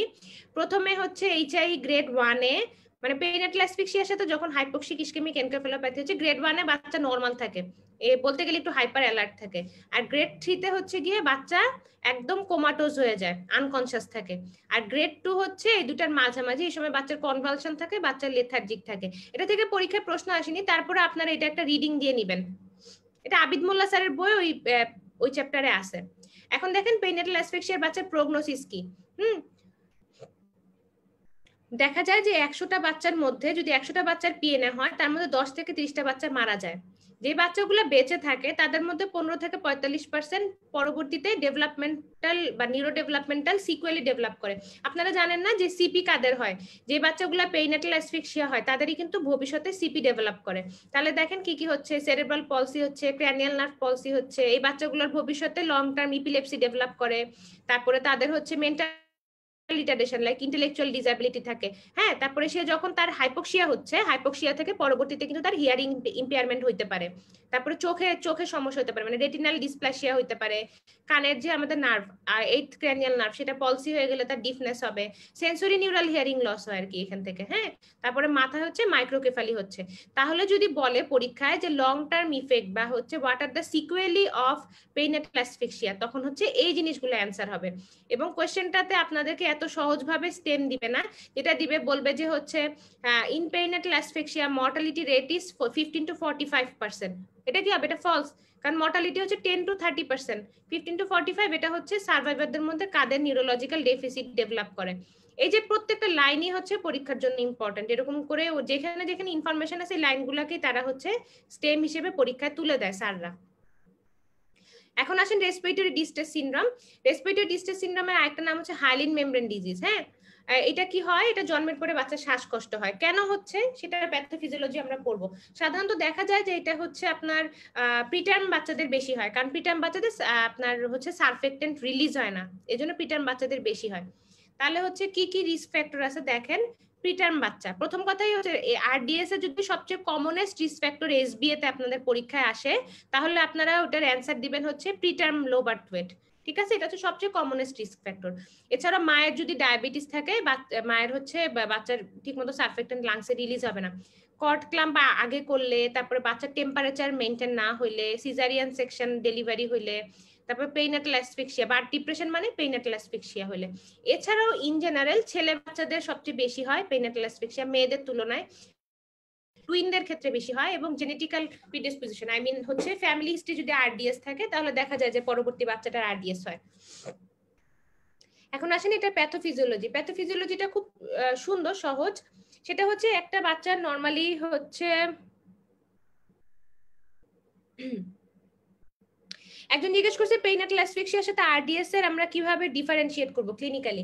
ক্লিনিক্যালিটা ডিফারেন্সিয়েট করবেন, আরডিএস এর বাচ্চাগুলা হচ্ছে জন্মের পরে এমন না যে শ্বাস নিতে দেরি করে বা হচ্ছে কান্না করতে দেরি করে, এরকম কোনো হিস্ট্রি থাকে না। আরডিএস এর বাচ্চা যেটা হয় নর্মালি হচ্ছে আপনার শ্বাস নেয়, কিন্তু জন্মের 2 থেকে 3 ঘন্টা পরে তার প্রচন্ড রেসপিরেটরি ডিস্ট্রেস শুরু হয়, শ্বাসকষ্ট হয়ে সায়ানোস্ট হয়ে যায়, হ্যাঁ ইভেন সেখান থেকে অ্যাপনিয়া হতে পারে, সেটা হচ্ছে আরডিএস। আর একটা পেইনাটাল অ্যাসফিক্সিয়া হচ্ছে বাচ্চা কান্না করতে দেরি করে এবং হচ্ছে জন্মের ফার্স্ট ডেতে বাচ্চা বা সেকেন্ড ডেতে কনভালশন শুরু হয়, সাথে সাথে অন্যান্য বাচ্চা আস্তে আস্তে খারাপ হয়ে যেতে হয়। ওখানে যে এমন না যে রেসপিরেটরি ডিস্ট্রেস খালি থাকবে, খালি রেসপিরেটরি ডিস্ট্রেস থাকে না, পেইনাটাল অ্যাসফিক্সিয়া বাচ্চার সাথে অন্যান্য জিনিসপত্র থাকে, কনভালশন থাকে, বাচ্চার আপগার স্কোর খারাপ থাকে, পার্থক্যটা এখানে। আর হিস্ট্রি নেবেন, হিস্ট্রি থেকে অনেক কিছু বুঝতে পারবেন। আচ্ছা, আরডিএস এর প্যাথোফিজিওলজিটা বলি, তাহলে আপনি আরো ভালো ক্লিয়ারলি বুঝতে পারবেন।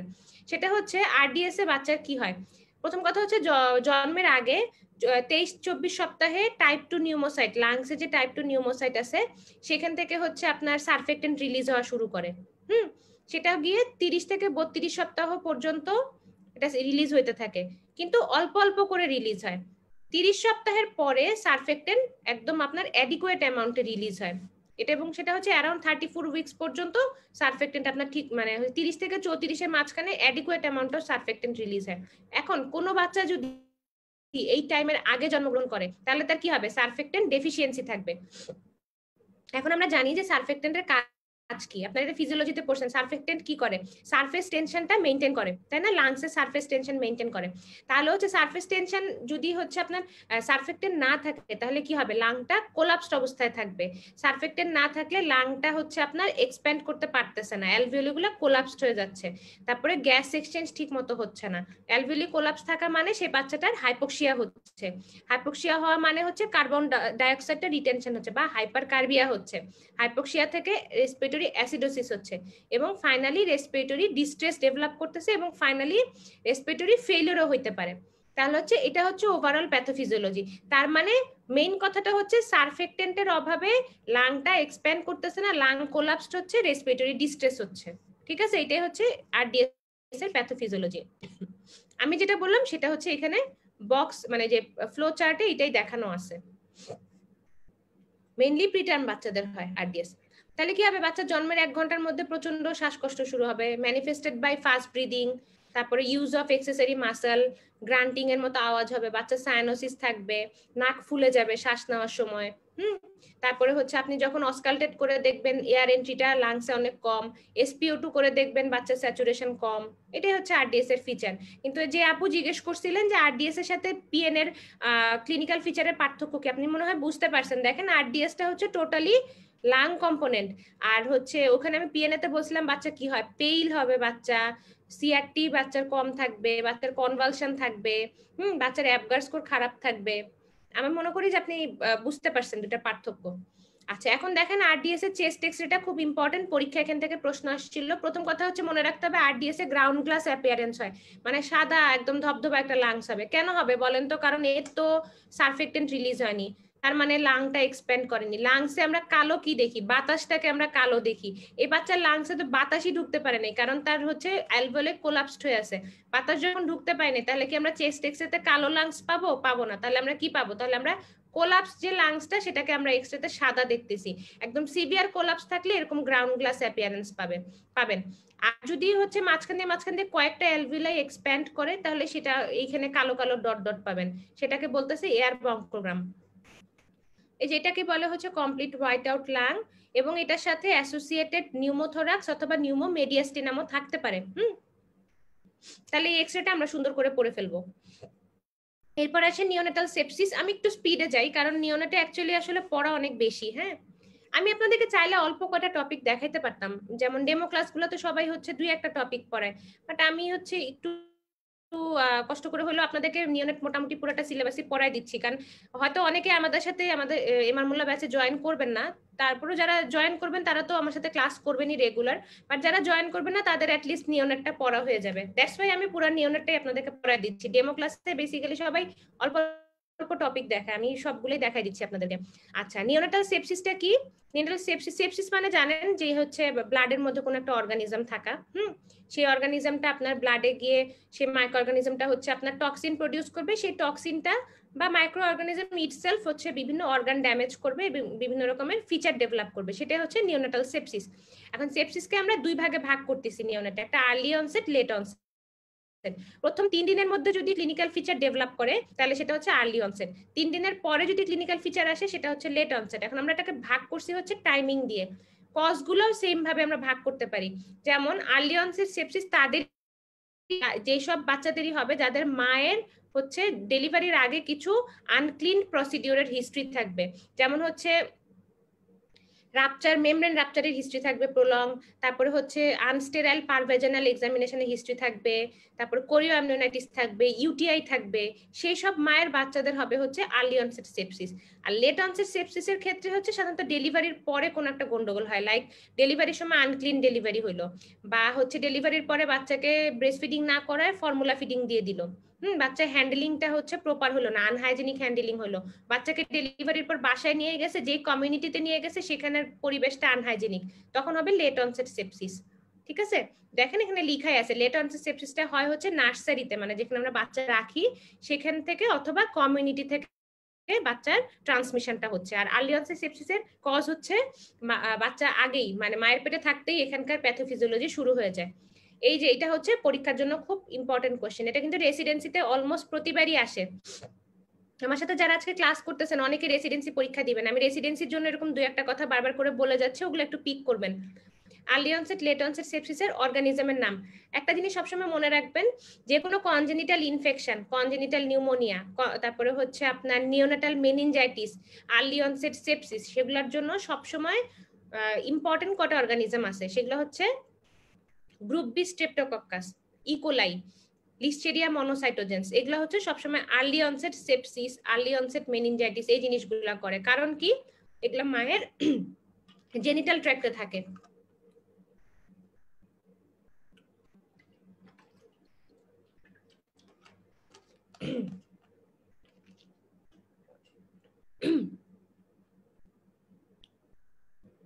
আচ্ছা, একজন বলছেন যে হচ্ছে লেট অনসেট সেপসিস 7 দিনের পরের কথা বলা আছে এমআর খান স্যারের বইয়ে।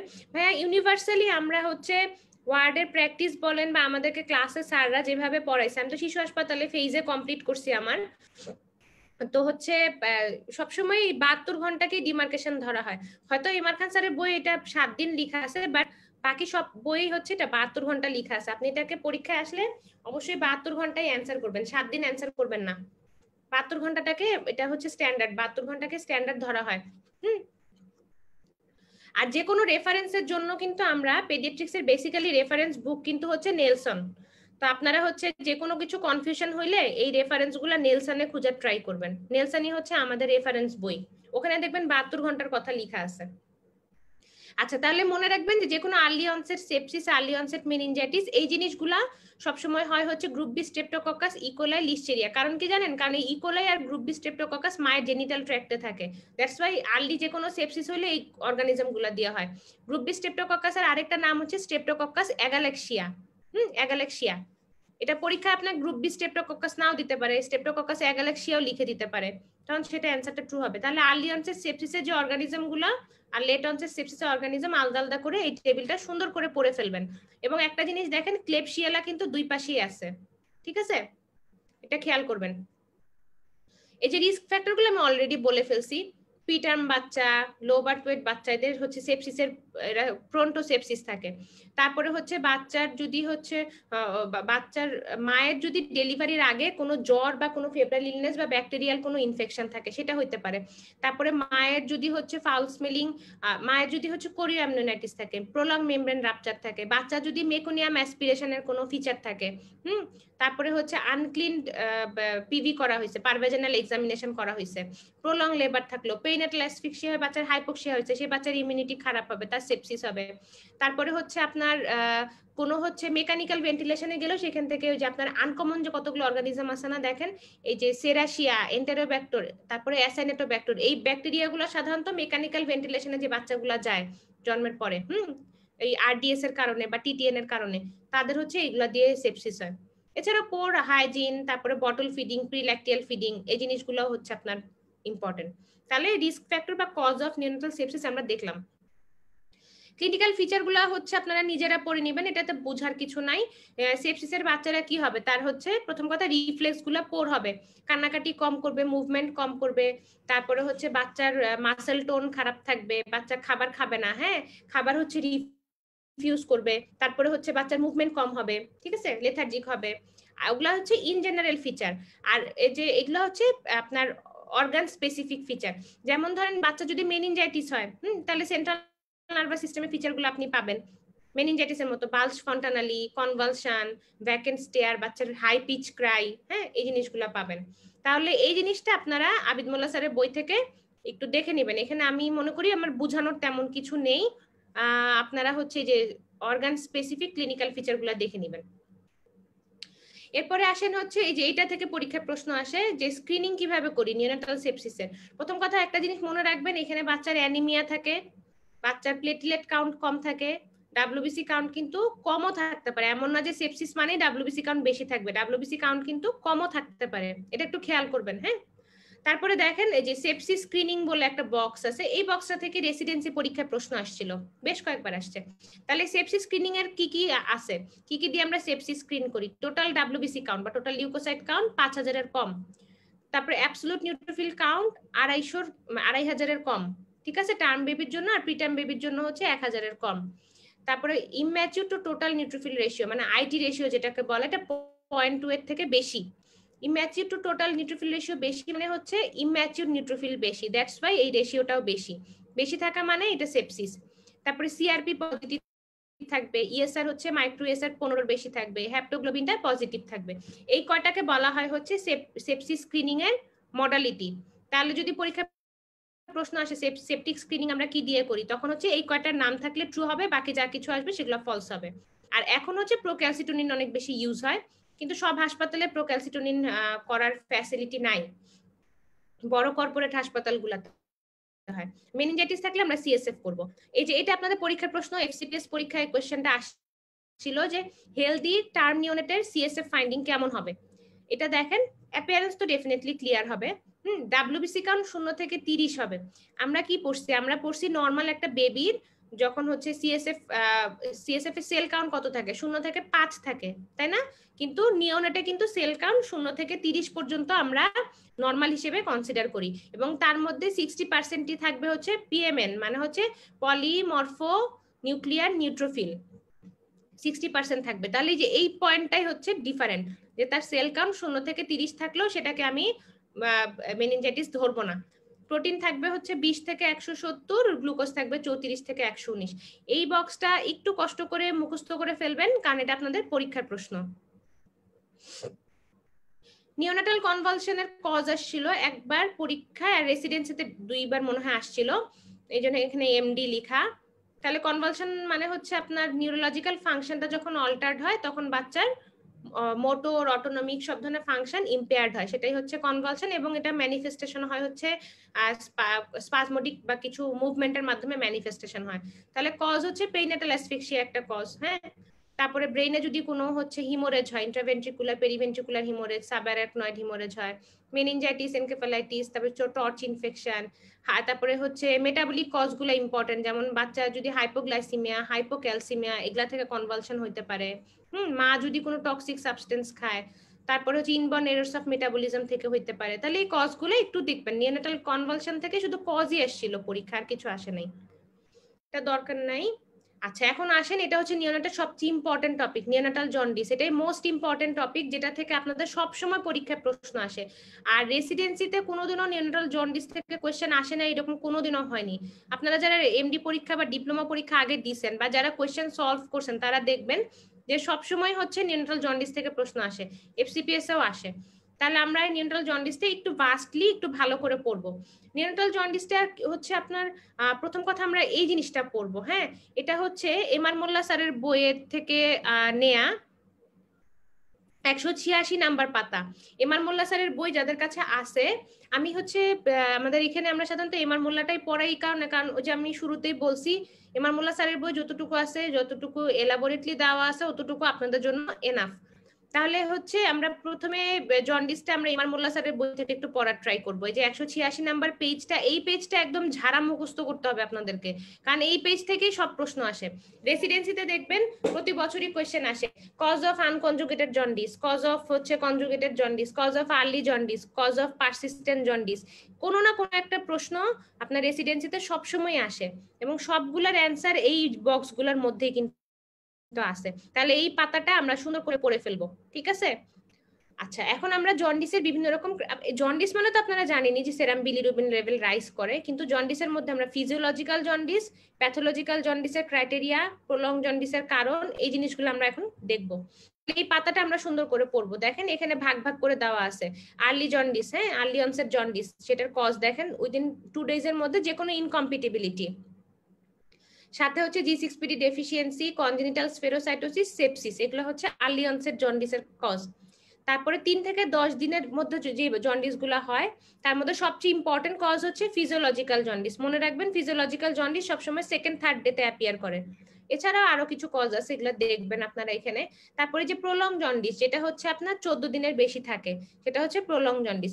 টার্ম বেবির ক্ষেত্রে 14 দিন, প্রিটার্ম বেবির ক্ষেত্রে 21 দিন। প্রিটার্মের ক্ষেত্রে আমরা জন্ডিসটাকে একটু বেশি দিন টলারেট করব, কারণ ওদের হচ্ছে সিস্টেম, মানে ওরা প্রিম্যাচুরিটির কারণে ওদের যে লিভারে কনজুগেশন সিস্টেমটা আছে সেটা হচ্ছে প্রপারলি ফাংশনিং না। হ্যাঁ, সেই কারণে ওদের একটু কনজুগেশনে ডিলে হয় দেখে আমরা প্রিটার্ম বেবিদের জন্ডিসকে 21 দিন পর্যন্ত নর্মাল ধরবো। 21 দিন পার হয়ে গেলে তখন সেটাকে আমরা প্রলং বলতেছি, আর টার্মের ক্ষেত্রে 14 দিন পার হয়ে গেলে আমরা প্রলং বলতেছি। তাহলে প্রলং জন্ডিসের কজ আবার দেখেন স্যার দুইভাবে ভাগ করে দিছে, আনকনজুগেটেড আর হচ্ছে কনজুগেটেড। তাহলে এই পাতাটা আমরা খুব সুন্দর করে ভালো করে এই পেজটা 186 নাম্বার পেজটা আমরা এমআর মোল্লা স্যারের বই থেকে পড়ে ফেলবো। আচ্ছা, আর আবিদ মোল্লা স্যারের বই একটু সহজ করে দেওয়া, যাদের হাতে সময় নাই তারা এটাও দেখতে পারেন। কিন্তু আমি আপনাদেরকে সাজেস্ট করব এই পাতাটা পড়ার জন্য, এটা খুব সুন্দর করে পড়বেন। এখন আসেন আমরা ক্রাইটেরিয়া দেখেন, এটা হচ্ছে ফিজিওলজিক্যাল জন্ডিসের ক্রাইটেরিয়া। ফিজিওলজিক্যাল জন্ডিস কখন বলতেছি আমরা, এটা এই পাশে ডানেরটা হচ্ছে আবিদ মোল্লা স্যারের, বামেরটা হচ্ছে এমআর মোল্লা স্যারের বই থেকে তোলা। তাহলে ফিজিওলজিক্যাল জন্ডিসটা অ্যাপিয়ার করে হচ্ছে সেকেন্ড থার্ড ডেতে। তারপরে হচ্ছে আপনার এটা পিকে উঠে হচ্ছে আপনার 5ম থেকে 6ষ্ঠ দিনে, সাধারণত 10ম দিনের মধ্যে এটা ভালো হয়ে যায়। প্রিটার্ম বেবির ক্ষেত্রে একটু বেশি সময় লাগে, যে 11-12 দিন লাগে, আর টার্ম বেবির ক্ষেত্রে সাধারণত 1 সপ্তাহের মধ্যেই আপনার ফিজিওলজিক্যাল জন্ডিসটা ভালো হয়ে যায়। তারপরে এদের হচ্ছে টোটাল সেরাম বিলিরুবিন লেভেল টার্ম বেবির ক্ষেত্রে 12 গ্রাম পার ডেসিলিটার পর্যন্ত উঠতে পারে, আর প্রিটার্ম বেবির ক্ষেত্রে 15 মিলিগ্রাম পার ডেসিলিটার পর্যন্ত উঠতে পারে। তারপরে আপনার rate of rise of bilirubin কখনোই হচ্ছে 0.5 মিলিগ্রাম পার ডেসিলিটার পার আওয়ারের বেশি হবে না। এই কথাটা পরে আছে দেখেন।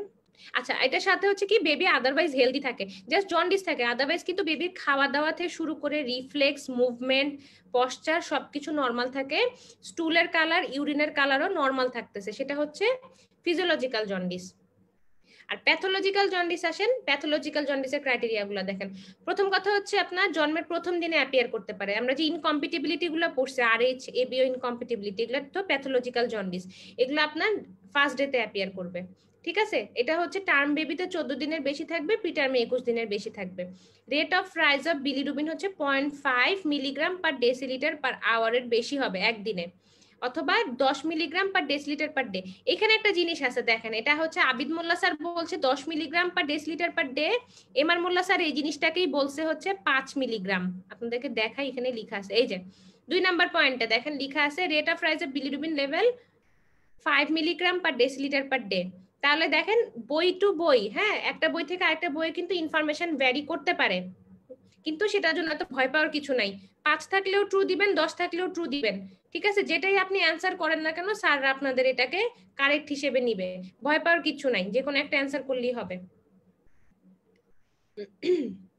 তাহলে দুইটা বইয়ের মধ্যে ইনফরমেশন একটু গ্যাপ থাকতে পারে, এটার জন্য ভয়ের কিছু নেই, ঠিক আছে? তাহলে হচ্ছে জন্ডিসটা আপনার ফার্স্ট ডেতেও আসতে পারে, জন্ডিসটা পারসিস্ট করতে পারে, rate of rise of bilirubin বেশি থাকবে, ডিরেক্ট, আমরা বিলিরুবিন সবসময় কিন্তু ফ্র্যাকশনটা হিসাব করি, টোটাল, ডিরেক্ট, ইনডিরেক্ট তিনটাই আমরা দেখি। তাহলে হচ্ছে এখানে ডিরেক্ট বিলিরুবিনটা বেশি থাকবে, more than 15% of total bilirubin থাকবে, এটা হচ্ছে প্যাথোলজিক্যাল জন্ডিস। সাথে বাচ্চার অন্যান্য সাইন্স অফ ইলনেস লাইক বাচ্চার সেপসিস থাকতে পারে, পোর ফিডিং থাকতে পারে, হ্যাঁ, তারপরে বাচ্চার ওয়েট লস থাকতে পারে, শ্বাসকষ্ট, অ্যাপনিয়া, ট্যাকিপনিয়া, টেম্পারেচার ইনস্টেবিলিটি, যে কোনো কিছু থাকতে পারে। এবং যদি সেটা অবস্ট্রাকটিভ জন্ডিস হয়, অবশ্যই অবস্ট্রাকটিভ জন্ডিস একটা প্যাথোলজিক্যাল জন্ডিস, যেমন বিলিয়ারি অ্যাট্রিশিয়া, কোলেডোকাল সিস্ট, তারপরে নিওনাটাল হেপাটাইটিস সিনড্রোম, এগুলো যদি থাকে তখন বাচ্চার অবস্ট্রাকটিভ জন্ডিসের ফিচারগুলো থাকবে। সেটার মধ্যে কি আছে, স্টুলটা হবে হচ্ছে পেল আর ইউরিনটা হবে ডার্ক, ঠিক আছে? আর হচ্ছে আপনার জন্ডিসটা অনেক লেভেল বেশি হবে, যেমন ইনকম্পিটিবিলিটি জন্ডিস গুলা কি হয়, 20-এর উপরে থাকে বিলিরুবিন লেভেল, তখন কি হবে, পাম এন্ড সোলো হলুদ হয়ে যায়। তাহলে এগুলো হচ্ছে প্যাথোলজিক্যাল জন্ডিসের ক্রাইটেরিয়া, আগেরটা ছিল ফিজিওলজিক্যাল জন্ডিসের ক্রাইটেরিয়া। তাহলে আমরা এইভাবে সুন্দর করে পড়ে ফেলবো, এগুলা থেকে অনেকবার প্রশ্ন আসে। এটাও যে হচ্ছে কতটুকু থাকলে আমরা কি বলি, এটা বই দেখে নিন, এটা আপনাদের জন্য ওইভাবে করে খুব একটা ইম্পর্টেন্ট না। যদি বাচ্চার হচ্ছে ফেসে থাকে তাহলে হচ্ছে নেক পর্যন্ত থাকে হলুদ, চোখ, মুখ, ফেস, নেক, তাহলে হচ্ছে 6 মিলিগ্রাম পার ডেসিলিটার। এটা হচ্ছে আমরা ইন গ্রস ওয়ার্ডে একটা বাচ্চাকে, মানে আমরা বিলিরুবিন করতে পাঠানোর আগে জাস্ট একটু অ্যানালাইসিস করার জন্য যে বিলিরুবিন লেভেল কতটুকু আছে, সেটার জন্য আমরা এই ক্র্যামার, এটাকে বলা হয় হচ্ছে Cramer rule of serum bilirubin. এটা অ্যাপ্রক্সিমেট রুল, এটা যে হুবহু মিলে যাবে তা না, কিন্তু কাছাকাছি মিলে আর কি ব্লাডের লেভেলের সাথে।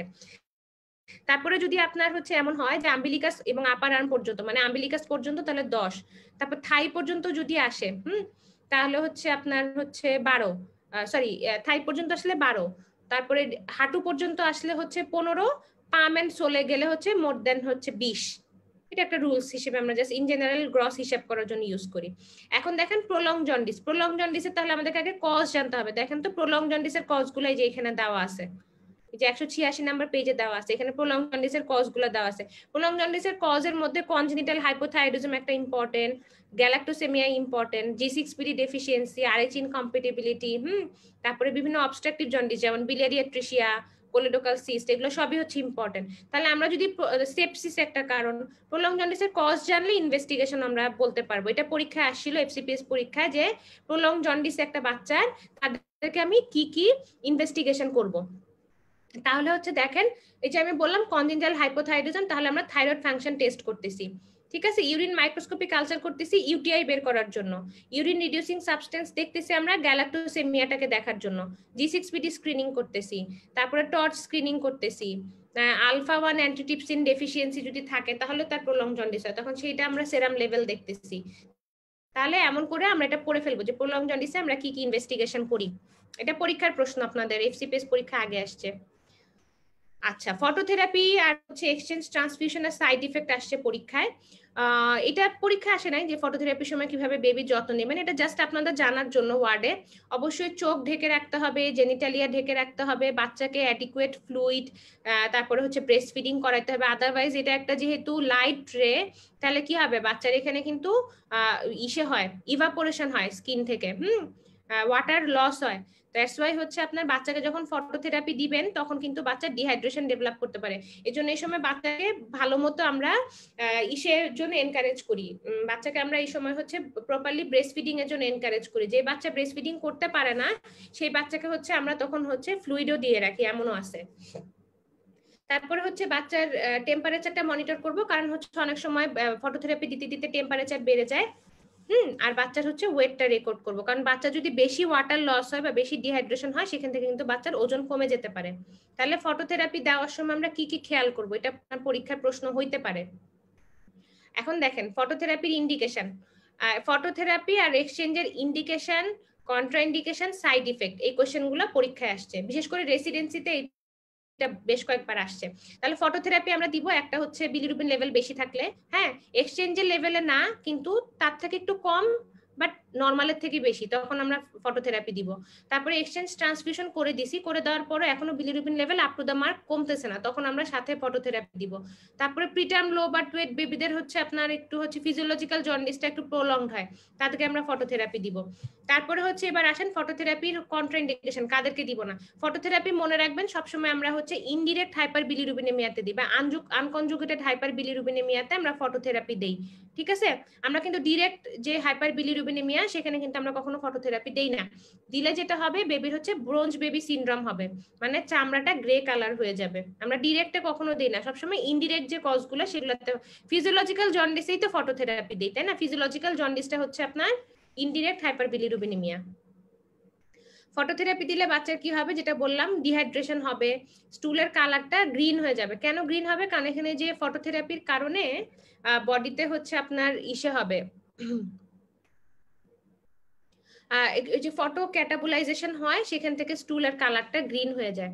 এগুলো হচ্ছে সাইড ইফেক্ট। তারপরে বাচ্চার ক্যালসিয়াম লেভেল কমে যেতে পারে, রেটিনাল ড্যামেজ হতে পারে যদি চোখ ঢেকে না রাখেন, তাহলে বাচ্চার স্কিনটা ট্যান্ড হয়ে যাবে। হ্যাঁ, ফটোথেরাপি যদি আপনি দিলেন তাহলে একটু গা চামড়া পুড়ে যেতে পারে।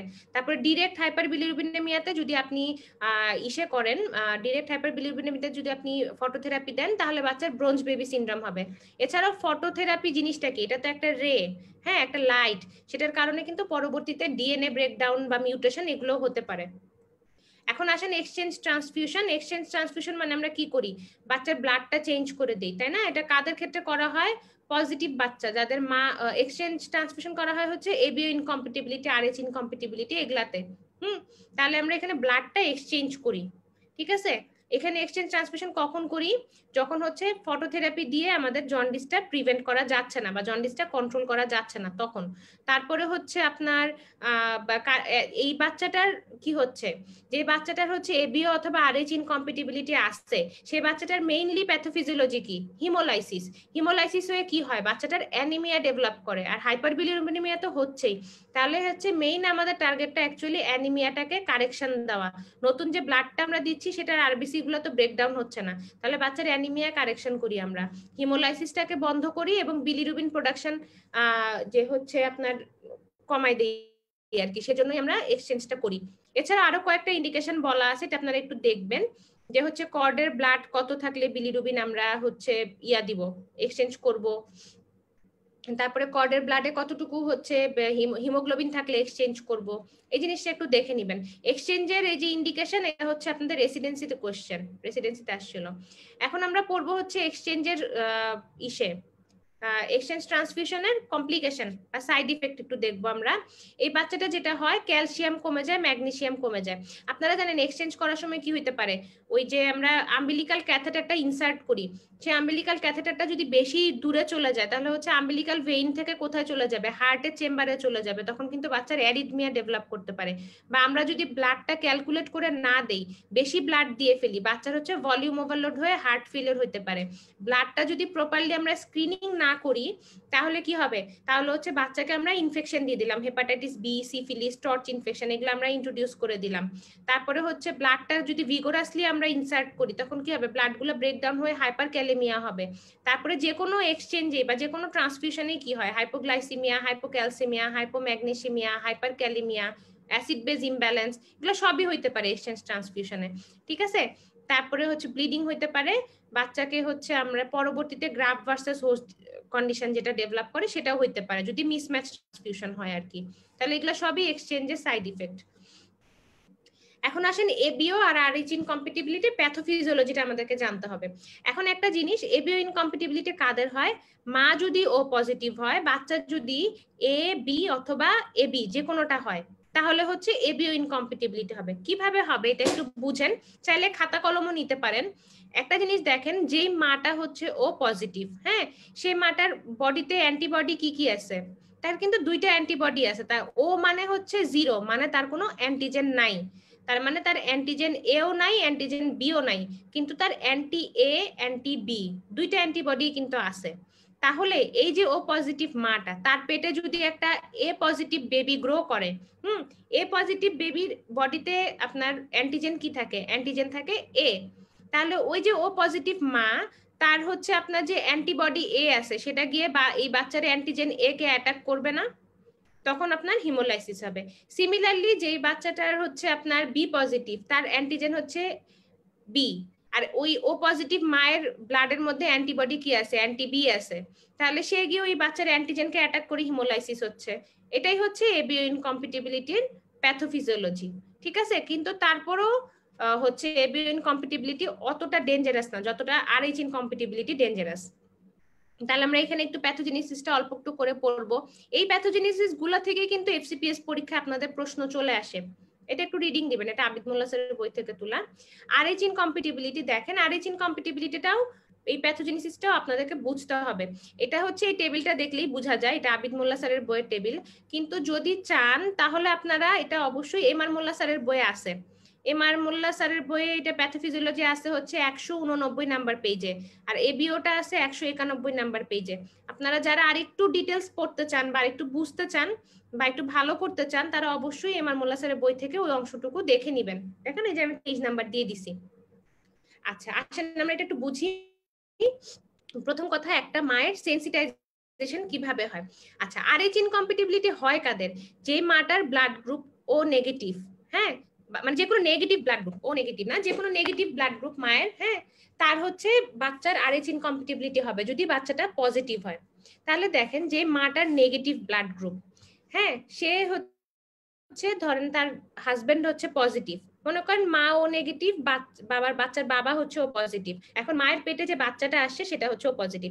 তাহলে কি হবে? প্রথম প্রেগনেন্সিতে হবে হচ্ছে সেন্সিটাইজেশন, মানে বাচ্চার সাথে মায়ের ব্লাড যখন এক্সচেঞ্জ হবে, এক্সচেঞ্জ হওয়ার পরে যেটা হবে, মায়ের শরীরে ওই বাচ্চার ব্লাডটা গেল, যাওয়ার পরে বাচ্চার যে ব্লাডের এগেনস্টে অ্যান্টিবডি তৈরি হবে, তাই না? ওই পজিটিভের এগেনস্টে মায়ের বডিতে অ্যান্টিবডি তৈরি হবে।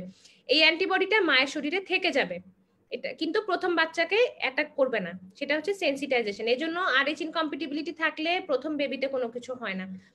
সেকেন্ড যখন প্রেগনেন্সি হবে, এই যে অ্যান্টিবডি গুলো, এগুলো তো আর মরে যাচ্ছে না, এই অ্যান্টিবডি গুলো কিন্তু মায়ের বডিতে থেকে যাচ্ছে। ওই যে পজিটিভ ব্লাড গ্রুপের এগেইনস্টে যে অ্যান্টিবডিটা, সেটা কিন্তু মায়ের ব্লাডে থেকে যাচ্ছে।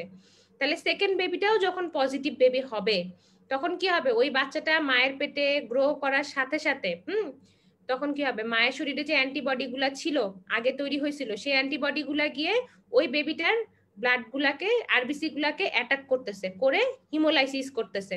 সেই যে হিমোলাইসিস হবে, হিমোলাইসিস থেকে সেখান থেকে বিলিরুবিন তৈরি হবে, হিমোলাইসিস হয়ে বাচ্চার ব্লাড সেল কমে গিয়ে অ্যানিমিয়া হবে, সেই থেকে ওভারঅল আরএইচ ইনকম্পিটিবিলিটি হবে। তার মানে প্রথম প্রেগনেন্সিতে হয় হচ্ছে সেন্সিটাইজেশন বা অ্যান্টিবডি ফরমেশন, আর সেকেন্ড প্রেগনেন্সিতে হবে হচ্ছে আরএইচ ইনকম্পিটিবিলিটি বা আপনার যেটা হচ্ছে ইরাইথ্রোব্লাস্টোসিস ফিটালিস বলি আমরা, সেটা হবে সেকেন্ড প্রেগনেন্সিতে। এখন প্রেগনেন্সি ছাড়া আর কোনো কন্ডিশনে কি সেন্সিটাইজেশন হইতে পারে? হ্যাঁ, এটার অ্যান্সার হচ্ছে হইতে পারে। যদি মাটার এমন হয় যে এর আগে মাকে ভুল একটা ব্লাড ট্রান্সফিউশন দেওয়া হয়েছে, সে নেগেটিভ কিন্তু তাকে স্ক্রিনিং না করে পজিটিভ ব্লাড দেওয়া হয়েছে, তাহলে সেই মা কিন্তু অলরেডি সেন্সিটাইজ, প্রেগনেন্সি ছাড়াই সে সেন্সিটাইজ। মায়ের এর আগে একটা মিসক্যারেজের হিস্ট্রি আছে, তখন ফিটো ম্যাটারনাল ব্লাড এক্সচেঞ্জ হয়েছে, তখন মা একবার সেন্সিটাইজড হয়ে গেছে। মায়ের কোনো কারণে কোরিয়নিক ভিলাস স্যাম্পলিং করা হয়েছে এর আগের বার প্রেগনেন্সিতে, বা মনে করেন এটাই ফার্স্ট প্রেগনেন্সি, বা মায়ের হচ্ছে কোরিয়নিক ভিলাস স্যাম্পলিং করানো হয়েছে, তখন কি হবে? এই যে এক্সচেঞ্জের কারণে মা সেন্সিটাইজড হয়ে গেছে। তাহলে প্রথম প্রেগনেন্সিতেও আরএইচ ইনকম্পিটিবিলিটি হইতে পারে যদি মা প্রিভিয়াসলি সেন্সিটাইজড হয়, এটা মনে রাখবেন। আর মনে হয় এটা আপনারা বুঝতে পারছেন। তারপরে এই চার্টটা আর একটু সুন্দর করে দেখবেন, মনোযোগ দিয়ে দেখলে ভালো করে বুঝতে পারবেন। আরো ডিটেলস বুঝতে চাইলে এমআর মোল্লা স্যারের বইটা একটু দেখে নেবেন।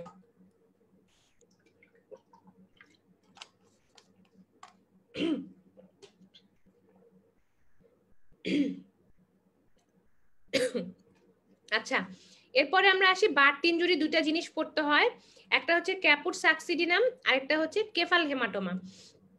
এই দুটা জিনিস কি? এটা হচ্ছে আপনার ক্যাপুট সাকসিডিনামটা হচ্ছে ব্লাডে সাবপেরিওস্টিয়াল লেভেলে, সরি কেফালে হচ্ছে ব্লিডিং হয়। আচ্ছা, ক্যাপুটে যেটা হয়, বাচ্চা যদি অনেকক্ষণ ধরে লেবারে থাকে, হ্যাঁ, প্রলং লেবারের কারণে বাচ্চার ডিপেন্ডেন্ট পার্ট কি? ইউজুয়ালি মাথা। মাথাটা যখন অনেকক্ষণ জেনিটাল ট্র্যাক্টে আটকায় থাকে তখন কি হয়, যে কোনো ডিপেন্ডেন্ট পার্টে কিন্তু ফ্লুইড জমা হয়, তখন বাচ্চার সাবকিউটেনিয়াস লেভেলে সফট টিস্যুতে ফ্লুইড জমা হচ্ছে, বাচ্চার বডির ফ্লুইড গুলা গিয়েই জমা হচ্ছে, সেটা হচ্ছে ক্যাপুট সাকসিডিনাম। এটা হচ্ছে সাবকিউটেনিয়াস লেভেলে ফ্লুইড জমা হয় এবং এটার সাথে সুচার লাইনের কোনো সম্পর্ক নাই, ঠিক আছে? এটা হচ্ছে মিড লাইনও ক্রস করতে পারে, সুচার লাইনের সাথে এটার কোনো রিলেশন নাই, সুচার দিয়ে মার্জিন থাকে না, এবং এটা নিজে নিজে ফ্লুইডটা পরবর্তীতে রিজলভ হয়ে যায় জন্মের পরে। এটা হচ্ছে ক্যাপুট সাকসিডিনাম। আর কেফাল হেমাটোমা জিনিসটা কি, এটা হচ্ছে বাচ্চা বার্থ ইনজুরি হয়েছিল, জন্মের সময় কোনো কারণে মাথায় ব্যথা পাইছে বা ইনজুরি হয়েছে, তখন কি হবে, বাচ্চার সাবপেরিওস্টিয়াল লেভেলে ব্লাড জমা হয়েছে, এন্ড সাবপেরিওস্টিয়াল লেভেলটা কিন্তু সুচার দিয়ে বাউন্ড, ঠিক আছে? দ্যাটস ওয়াই কেফাল হেমাটোমার ব্লিডিং কখনো সুচার লাইন ক্রস করে না, একটা সুচার লাইন দিয়ে বাউন্ডেড থাকে, ঠিক আছে? এটা সাধারণত প্যারাটাল বোনের উপরে থাকে, এবং এটা যেহেতু একটা ব্লিডিং কন্ডিশন সেহেতু এই বাচ্চাটার হচ্ছে এটা রিজলভ হইতে সময় লাগে, আপনার 2 সপ্তাহ থেকে শুরু করে 3 মাস পর্যন্ত টাইম লাগতে পারে। এবং যে বাচ্চাটার ম্যাসিভ কেফাল হেমাটোমা হয়েছে সেই বাচ্চার কিন্তু নিওনেটাল জন্ডিসও বেশি হইতে পারে, কারণ মাথায় যে ব্লাডটা জমা হয়েছে সেখান থেকেও হিমোলাইসিস হয়ে বিলিরুবিন বের হয়ে বাচ্চার কিন্তু তখন ফিজিওলজিক্যাল জন্ডিসটা প্রলংড হইতে পারে। তাহলে কেফাল আর ক্যাপুট এই দুটো পড়লেন ঠিক করে, ঠিক আছে? এটা থেকে পরীক্ষায় প্রশ্ন আসে। আর বলছি এটা আপনাদের অ্যানাটমির থেকে ভালো করে পড়লেই হবে, এটা এখান থেকে পড়া লাগবে না। এরপরে আসেন আরেকটা টপিক, সেটা হচ্ছে টর্চ ইনফেকশন। টর্চ ইনফেকশনটা হচ্ছে এফসিপিএস পরীক্ষায় ওভাবে করে আসে নাই, কিন্তু রেসিডেন্সি পরীক্ষা অনেক বেশি আসছে। হ্যাঁ, টর্চটা আমরা তারপরে এফসিপিএস পরীক্ষার জন্য একটু পড়বো। জাস্ট আফটার বার্থ যদি একজন প্রশ্ন করছে যে হচ্ছে জন্মের সাথে সাথে যদি রেসপিরেটরি ডিস্ট্রেস শুরু হয় তাহলে সেটাকে আমরা কি বলবো, পেনিটাল অ্যাসফিক্সিয়া নাকি আরডিএস? এখন আপনাকে দেখতে হবে বাচ্চাটার কি জন্মের সাথে সাথে কান্না করছে নাকি কান্না করে নাই। বাচ্চা যদি কান্না না করে, ডিলেড ক্রাইং থাকে, ডিলেড ক্রাইং দেরিতে একটু কানলো, তার কিছুক্ষণ পরে বাচ্চাটা রেসপিরেটরি ডিস্ট্রেস শুরু হইলো, তাহলে এটা হইতে পারে পেইনেটাল অ্যাসফিক্সিয়া। কিন্তু যে বাচ্চাটা প্রপারলি কান্না করছে কিন্তু কান্না করার পরও বাচ্চার হচ্ছে দেখা গেল 1-2 ঘন্টার মধ্যে রেসপিরেটরি ডিস্ট্রেস শুরু হয়েছে, সেটা হবে হচ্ছে আরডিএস। আপনি এটাকে আলাদাভাবে খুব ভালো মতো ডিমার্কেশন করতে পারবেন না আনলেস আপনি ঠিক মতো হিস্ট্রি নেন, বাচ্চার হচ্ছে লাংস অসকালটেট করেন, হ্যাঁ, এবং একটা চেস্ট এক্স রে করবেন, SpO2 চেক করবেন। সাধারণত আরডিএস এ যেটা হবে সেটা হচ্ছে SpO2 খুব র্যাপিডলি ফল করবে এবং রেসপিরেটরি হচ্ছে খুব তাড়াতাড়ি খারাপ হয়ে যাবে, রেসপিরেটরি ফাইন্ডিং গুলা, সেটা হচ্ছে আরডিএস। আর পেইনেটাল অ্যাসফিক্সিয়া রেসপিরেটরি কম্পোনেন্ট এত বেশি আপনার প্রমিনেন্ট থাকে না। আচ্ছা, টর্চ ইনফেকশনটা কি আমি তো বললাম, TORCH এ কি হয়। এখন এখান থেকে আপনাদেরকে কি পড়তে হবে, পড়তে হবে হচ্ছে কোন টর্চ ইনফেকশনটাতে কোন জিনিসটা বেশি পাওয়া যায়। যেমন একটা জিনিস জানতে হবে, কনজেনিটাল ক্যাটারেক্ট সবচেয়ে বেশি পাওয়া যায় হচ্ছে রুবেলাতে, তারপরে প্যাটেন্ট ডাক্টাস আর্টেরিওসাস কাদের হয়, যে বাচ্চাটার কনজেনিটাল রুবেলা থাকে তাদের। তারপরে হচ্ছে রুবেলাতে কি থাকে, সেন্সরি নিউরাল হিয়ারিং লস থাকে, সাইটোমেগালো ভাইরাসও থাকতে পারে, ঠিক আছে? এই বক্সটা একটু দেখবেন যে হচ্ছে কোন টর্চ ইনফেকশনটাতে আমরা কি কি ম্যানিফেস্টেশন পাই। তারপরে ইন্ট্রাক্র্যানিয়াল ক্যালসিফিকেশন সবচেয়ে বেশি থাকে হচ্ছে টক্সোপ্লাজমাতে। আচ্ছা, এখন আসেন হচ্ছে এই সিএমভি ইনফেকশন। সিএমভি ইনফেকশনের মধ্যে আমরা কি কি পাই, এখান থেকে আপনাদেরকে খালি ক্লিনিক্যাল ফিচারটা পড়লেই হবে, আপনাদের ল্যাব ফাইন্ডিং পড়া লাগবে না, ঠিক আছে? তাহলে আমরা এখান থেকে একটু সিএমভি ইনফেকশনের কনজেনিটাল সাইটোমেগালোভাইরাস ইনফেকশনের ফিচারগুলো মনে রাখবেন। সিএমভি হচ্ছে লিভারকে এফেক্ট করে, এজন্য হেপাটোস্প্লিনোমেগালি থাকে বাচ্চার। তারপরে বাচ্চার হচ্ছে আপনার হিয়ারিং ইম্পেয়ারমেন্ট থাকতে পারে, তারপরে মাইক্রোকেফালিও থাকতে পারে, হাইড্রোকেফালাসও থাকতে পারে, মনে রাখবেন দুইটাই থাকতে পারে কিন্তু, ঠিক আছে? তারপরে হচ্ছে বাচ্চার মাইক্রো অপথ্যালমিয়া থাকে, চোখ ছোট থাকে, তারপরে রেটিনোপ্যাথি থাকে, সিএমভি রেটিনোপ্যাথি থাকতে পারে। এখানে কয়েকটা স্পেশাল মনে রাখবেন যে স্পেশাল জিনিসগুলোই পরীক্ষায় দিবে, যেমন ব্লুবেরি মাফিন পাওয়া যায়। ব্লুবেরি মাফিন হচ্ছে নীল নীল মানে একটু ব্লুইশ রেডিশ টাইপের কতগুলা স্পট, ব্লুবেরি মাফিন মানে এগুলো হচ্ছে স্কিনের মধ্যে স্পট পাওয়া যায়, ঠিক আছে? আইওজিআর প্রিটার্ম হতে পারে সিএমভির বাচ্চারা। তারপরে কনজেনিটাল রুবেলাতে মনে রাখবেন যে হার্টে প্যাটেন্ট ডাক্টাস আর্টেরিওসাস হয়, এছাড়া বাকি কনজেনিটাল হার্ট ডিফেক্ট হতে পারে কিন্তু কমনলি হচ্ছে পিডিএ হয়। বাচ্চাগুলোর মাইক্রোকেফালি থাকে, কনভালশন থাকে, চোখে ক্যাটারাক্ট থাকে, কোরিও রেটিনাইটিস থাকে। হ্যাঁ, এই বাচ্চার হচ্ছে আপনার প্যানক্রিয়াটিক ইনসাফিসিয়েন্সি হয়ে ডায়াবেটিস মেলাটাস হতে পারে, হেপাটোস্প্লেনোমেগালি হতে পারে। এটা হচ্ছে কনজেনিটাল রুবেলা সিনড্রোম। আচ্ছা, আরেকটা হচ্ছে কনজেনিটাল টক্সোপ্লাজমা। এই বাচ্চার কি হবে? হাইড্রোকেফালাস মাইক্রোকেফালি থাকবে, কোরিওরেটিনাইটিস থাকবে, ইন্ট্রাক্র্যানিয়াল ক্যালসিফিকেশন থাকবে। সবগুলোই মোটামুটি কাছাকাছি ফিচার। সেজন্যই আপনাদেরকে স্পেশাল ফিচারগুলো মনে রাখতে হবে। যেমন পিডিএ হয় রুবেলাতে, রুবেলাতে হচ্ছে হিয়ারিং লস হয়, সিএমভিতে হচ্ছে রেটিনাইটিস হয়, হিয়ারিং লস হয়, এগুলো আলাদা আলাদা করে মনে রাখবেন। আচ্ছা, তারপরে হচ্ছে কনজেনিটাল সিফিলিস। কনজেনিটাল সিফিলিসের মধ্যে আবার কিছু স্পেশাল জিনিস আছে, যেমন হচ্ছে যে নিচের দিকে দেখেন লেট সাইনগুলা, স্যাডেল নোজ ডিফর্মিটি, নাকটা হচ্ছে ঘোড়ার খুরের মতো হবে। তারপরে হাচিসন ইনসিসার, ইনসিসার টিথগুলো হাচিস একটু স্পেশাল অন্য ধরনের হয়। টিবিয়াটা হচ্ছে স্যাবার টিবিয়া বলে, পায়ের টিবিয়ার ফিচার চেঞ্জ হয়ে যায়, ঠিক আছে। তারপর অলিম্পিয়ান ব্রাউ, এই জায়গাটা হচ্ছে উঁচু হয়, গ্ল্যাবেলাটা অনেক উঁচু হয় অলিম্পিয়ান ব্রাউ, মানে ফ্রন্টাল বসিং থাকে। তাহলে একটু দেখবেন এই ক্লিনিক্যাল ফিচারগুলো। এগুলো এফসিপিএস পরীক্ষার জন্য আপনারা চাইলে নাও পড়তে পারেন, কারণ এফসিপিএস এভাবে করে আসে না, রেসিডেন্সির জন্য আপনাদের লাগবে। আর হচ্ছে এখন আমরা চলে যাই একটু কোশ্চেন অ্যান্সার সেশন দেখি। আপনাদের এতটুকু পড়লেই যথেষ্ট, এর থেকে বেশি কিছু দরকার নেই। আরেকটা জিনিস বলতে ভুলে গেছি আপনাদেরকে, সেটা হচ্ছে যে এই জিনিসটা দেখেন, ব্রেস্ট মিল্ক জন্ডিস কি আর ব্রেস্ট ফিডিং জন্ডিস কি, এটা আপনাদের এফসিপিএস এর কোশ্চেন। মনে রাখবেন ব্রেস্ট ফিডিং জন্ডিসটা হয় হচ্ছে বাচ্চার জন্মের তৃতীয় চতুর্থ দিনে। হ্যাঁ, বাচ্চার যদি হচ্ছে আপনার তৃতীয় চতুর্থ দিনে একটু হচ্ছে ল্যাকটেশন কমে যায়, মানে একটু মিল্ক ফ্লো কমে যায় মায়ের, দ্যাটস ওয়াই তখন হচ্ছে আপনার বাচ্চার ডিহাইড্রেশন হয়ে একটু জন্ডিস হয়, সেটা হচ্ছে ব্রেস্ট ফিডিং জন্ডিস। এটা আবার ল্যাকটেশন যখন আবার এস্টাবলিশ হয়ে যায় 2-3 দিন পরে ঠিক হয়ে যায়। আর ব্রেস্ট মিল্ক জন্ডিসটা কি? এটা হচ্ছে মায়ের বুকের দুধের মধ্যে বিটা প্রেগনিন নামে একটা এনজাইম থাকে, বিটা প্রেগনিন। হ্যাঁ, বিটা প্রেগনিন এনজাইমের কারণে বাচ্চার হচ্ছে বিলিরুবিনটা কনজুগেশন হইতে পারে না, তখন বাচ্চার আনকনজুগেটেড হাইপার বিলিরুবিনেমিয়া হয়। ওই বিটা প্রেগনিন হচ্ছে বিলিরুবিন কনজুগেশনকে হ্যাম্পার করে। তাহলে যেই বাচ্চাটার ব্রেস্ট মিল্ক জন্ডিস হবে, সেটা হচ্ছে আপনার দেখা যাবে যে ওই বাচ্চা যে পরবর্তীতে আরেকটা সিবলিং আসবে, তার যে আরেকটা ভাই বোন হবে, তারও ব্রেস্ট মিল্ক জন্ডিস হবে, কারণ মায়ের বুকের দুধের কম্পোজিশন তো চেঞ্জ হচ্ছে না, ওই সেম মাই ওই বাচ্চাটাকে ব্রেস্ট ফিড করাচ্ছে। তখন দেখা যায় যে তার মানে ব্রেস্ট মিল্ক জন্ডিসে দেখা যায় যে এক ফ্যামিলিতে 2-3টা বাচ্চা থাকে, ব্রেস্ট মিল্ক জন্ডিসটা প্রলংড হয়। হ্যাঁ, মানে বাচ্চা একদমই অ্যাপারেন্টলি হেলদি থাকে, কিন্তু বাচ্চায় জন্ডিস থাকে। দেখা যায় যে বাকি সব জন্ডিসের কারণ আমরা এক্সক্লুড করতে পারছি, কিন্তু হচ্ছে আপনি তো আর বিটা প্রেগনিন টেস্ট করতেছেন না, তখন বাকি সব কারণ যখন এক্সক্লুড করবেন তখন আমরা প্রলং জন্ডিসের কজ হিসেবে ব্রেস্ট মিল্ক জন্ডিসকে ধরে নিব। কোন এনজাইমটা এখানে আপনার রেসপন্সিবল, সেটার নাম হচ্ছে ব্রেস্ট মিল্ক জন্ডিস, ঠিক আছে। সরি, বিটা প্রেগনিন, বিটা প্রেগনিন হচ্ছে যে এনজাইমটার কারণে ব্রেস্ট মিল্ক জন্ডিস হচ্ছে। তাহলে এটা একটু এমআর মোল্লা স্যারের বই থেকে দেখে নেবেন, আমি শর্টকাট বলে দিলাম, এটা পুরাতন পরীক্ষার প্রশ্ন, এই জন্য বললাম দেখবেন। আচ্ছা, এখন আমরা একটু কোয়েশ্চেন অ্যান্সার সেশন দেখি, দেখি আমরা কতটুকু মনোযোগ দিয়ে ক্লাস করলাম আপনাদের সাথে। আচ্ছা, দেখেন তো এইটা কোয়েশ্চেনের অ্যান্সারটা কি হবে, একটা প্রিটার্ম বেবির ক্যারেক্টারিস্টিক ফিচার কি হবে? যারা আমার সাথে এখনো আসেন, হ্যাঁ লাইভে, তারা একটু অ্যান্সার করবেন। দেখেন, একটা প্রিটার্ম বেবি, কোনটা প্রিটার্ম বেবির ক্ষেত্রে ট্রু? সিঙ্গেল বেস্ট একটা অ্যান্সার হবে। বাচ্চা মোর অ্যালার্ট, বাচ্চার স্কিন হচ্ছে থিন অ্যান্ড শাইনি, বাচ্চার ব্রেস্ট বারটা প্রপারলি ডেভেলপ করছে, বাচ্চার মুভমেন্ট অনেক ভিগোরাস, লিমস আর সেমি ফ্লেক্সড, ঠিক আছে, লিমস গুলা ফ্লেক্সড হয়ে আছে। তাহলে কোনটা প্রিটার্ম বেবির ক্যারেক্টারিস্টিক ফিচার? আচ্ছা, একজন অ্যান্সার করছেন বি, দেখি বাকিরা 2-1জন আর একটু অ্যান্সার করেন, কতটুকু আপনারা মনোযোগ দিয়ে ক্লাস করছেন তাহলে আমি বুঝতে পারবো।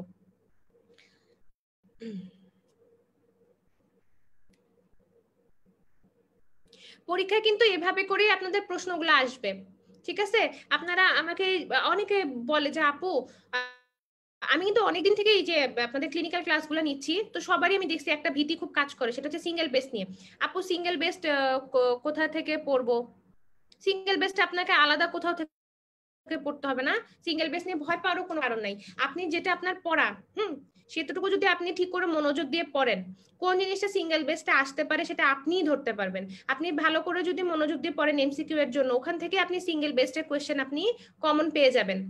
আলাদা কোনো বই সিঙ্গেল বেস্টের আমাদের পেডিয়াট্রিক্সের নাই। হ্যাঁ, আর বেসিকের জন্য আপনি ওই যে এমআরসিএস এর যে বইগুলো আছে এগুলো অনেকে পড়তে বলে, পাস টেস্টের বইগুলা, তো ওখান থেকে আপনি কিছু কমন পাবেন না। পাস টেস্টের যে সিঙ্গেল বেস্টের বইগুলো আছে অ্যানাটমি ফিজিওলজির, ওই বইগুলো পড়লে আপনি হার্ডলি হচ্ছে ইসে করতে পারবেন।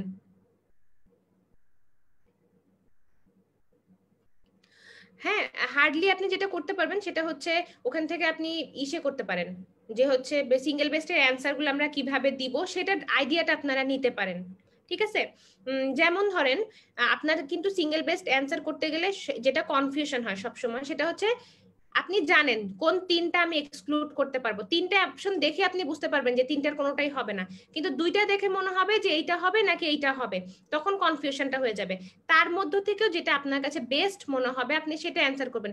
সিঙ্গেল বেস্টে কিন্তু এমন না যে সবসময় আপনার একটা অ্যান্সারই থাকবে, অনেক সময় কিন্তু সিঙ্গেল বেস্টে দুইটা অ্যান্সারও থাকে, কিন্তু তার মধ্যে থেকে যেটা মোস্ট অ্যাপ্রোপ্রিয়েট আপনার নলেজে সেটা আপনি অ্যান্সার করবেন। সেই জন্য হচ্ছে সিঙ্গেল বেস্ট, আপনি এই জন্য আপনি একটু মনোযোগ দিয়ে যদি বইটা পড়েন, বইয়ের মধ্যে যেগুলো আনকমন আপনার ইনফরমেশন সেগুলো যদি আলাদা করে দাগায় রাখেন, তাহলে আমি মনে করি যে সিঙ্গেল বেস্ট অ্যান্সার করা কোনো কঠিন কিছু নেই। এবার কিন্তু সিঙ্গেল বেস্ট 50% কোয়েশ্চেন আপনাদের সিঙ্গেল বেস্ট হবে, দ্যাটস ওয়াই সিঙ্গেল বেস্ট এখন অনেক ইম্পর্টেন্ট হয়ে গেছে। আমরা সিঙ্গেল বেস্টের বই বের করতেছি পেডিয়াট্রিক্স এর আলাদা, ইনশাল্লাহ আপনারা নেক্সট 1-2 মাসের মধ্যে পেয়ে যাবেন। ওখানে ক্লিনিক্যাল কোয়েশ্চেন এরকম 200টার মতো আমাদের থাকবে সিঙ্গেল বেস্টের। তো হচ্ছে আপনারা ওগুলো একটু প্র্যাকটিস করলে আপনারা কিন্তু কোনো কিছুই সিঙ্গেল বেস্ট কোনোখান থেকে কমন পাবেন না, ঠিক আছে?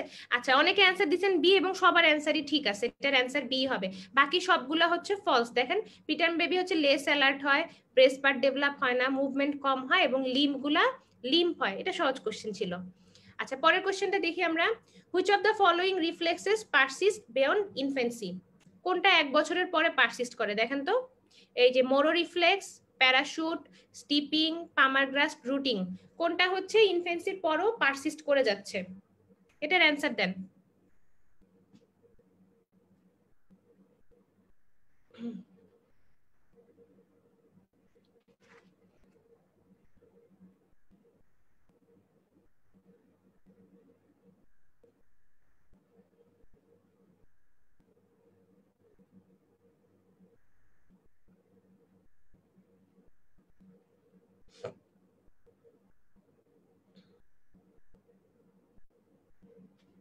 আচ্ছা, একজন অ্যান্সার করছেন বি।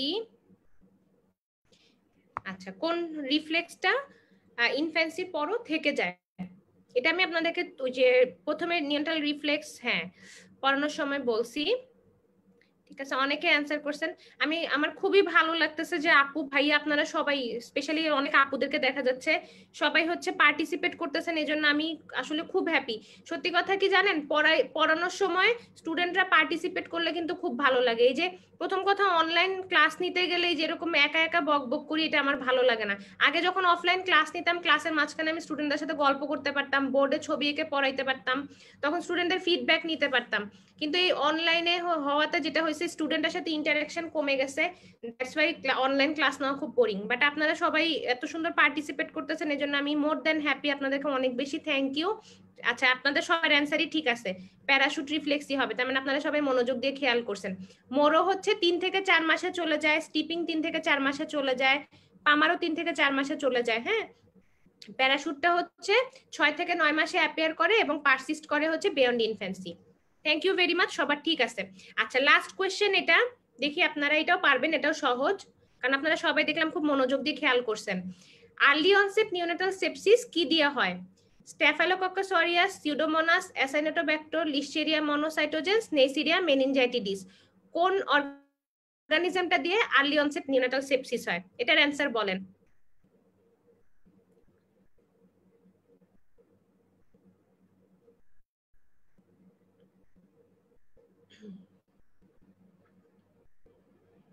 এই বক্সটা কিন্তু ভালো করে পড়বেন, এটা কিন্তু পরীক্ষার প্রশ্ন, রেসিডেন্সি, এফসিপিএস, সব পরীক্ষায় এই যে সেপসিসের অর্গানিজমের নাম আসছে, এটা কিন্তু সুন্দর করে পড়ে ফেলবেন।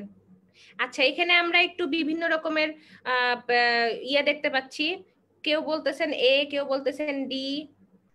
আচ্ছা, শেষ করেন আপনারা, তারপর আমি বলতেছি। আবার একজন বলছেন সি।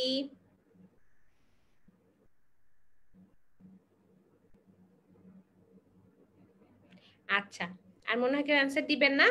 আপু এবং ভাইয়ারা, এটার অ্যান্সারটা হবে হচ্ছে লিস্টেরিয়া মনোসাইটোজেন্স হবে, কারণ স্টেফাইলোকক্কাস অরিয়াস দিয়ে লেট অনসেট সেপসিস হয়, সিউডোমোনাস দিয়ে, অ্যাসাইনোটোব্যাক্টর দিয়ে, এগুলো দিয়ে লেট অনসেট সেপসিস হয়। আর ওই সেপসিসের বক্সের মধ্যে হচ্ছে নেইসেরিয়ার কথা বলা ছিল না, আর যদি থাকেও সেটা লেট অনসেট, আর্লি অনসেট না। তাহলে আর্লি অনসেটের অর্গানিজম গুলা কি কি ছিল, এই যেটা অ্যান্সার হচ্ছে ডি। ঠিক আছে, তাহলে আমরা একটু চলে যাই ওখানে, আর্লি অনসেটের অর্গানিজম গুলা কি ছিল আমরা একটু দেখি।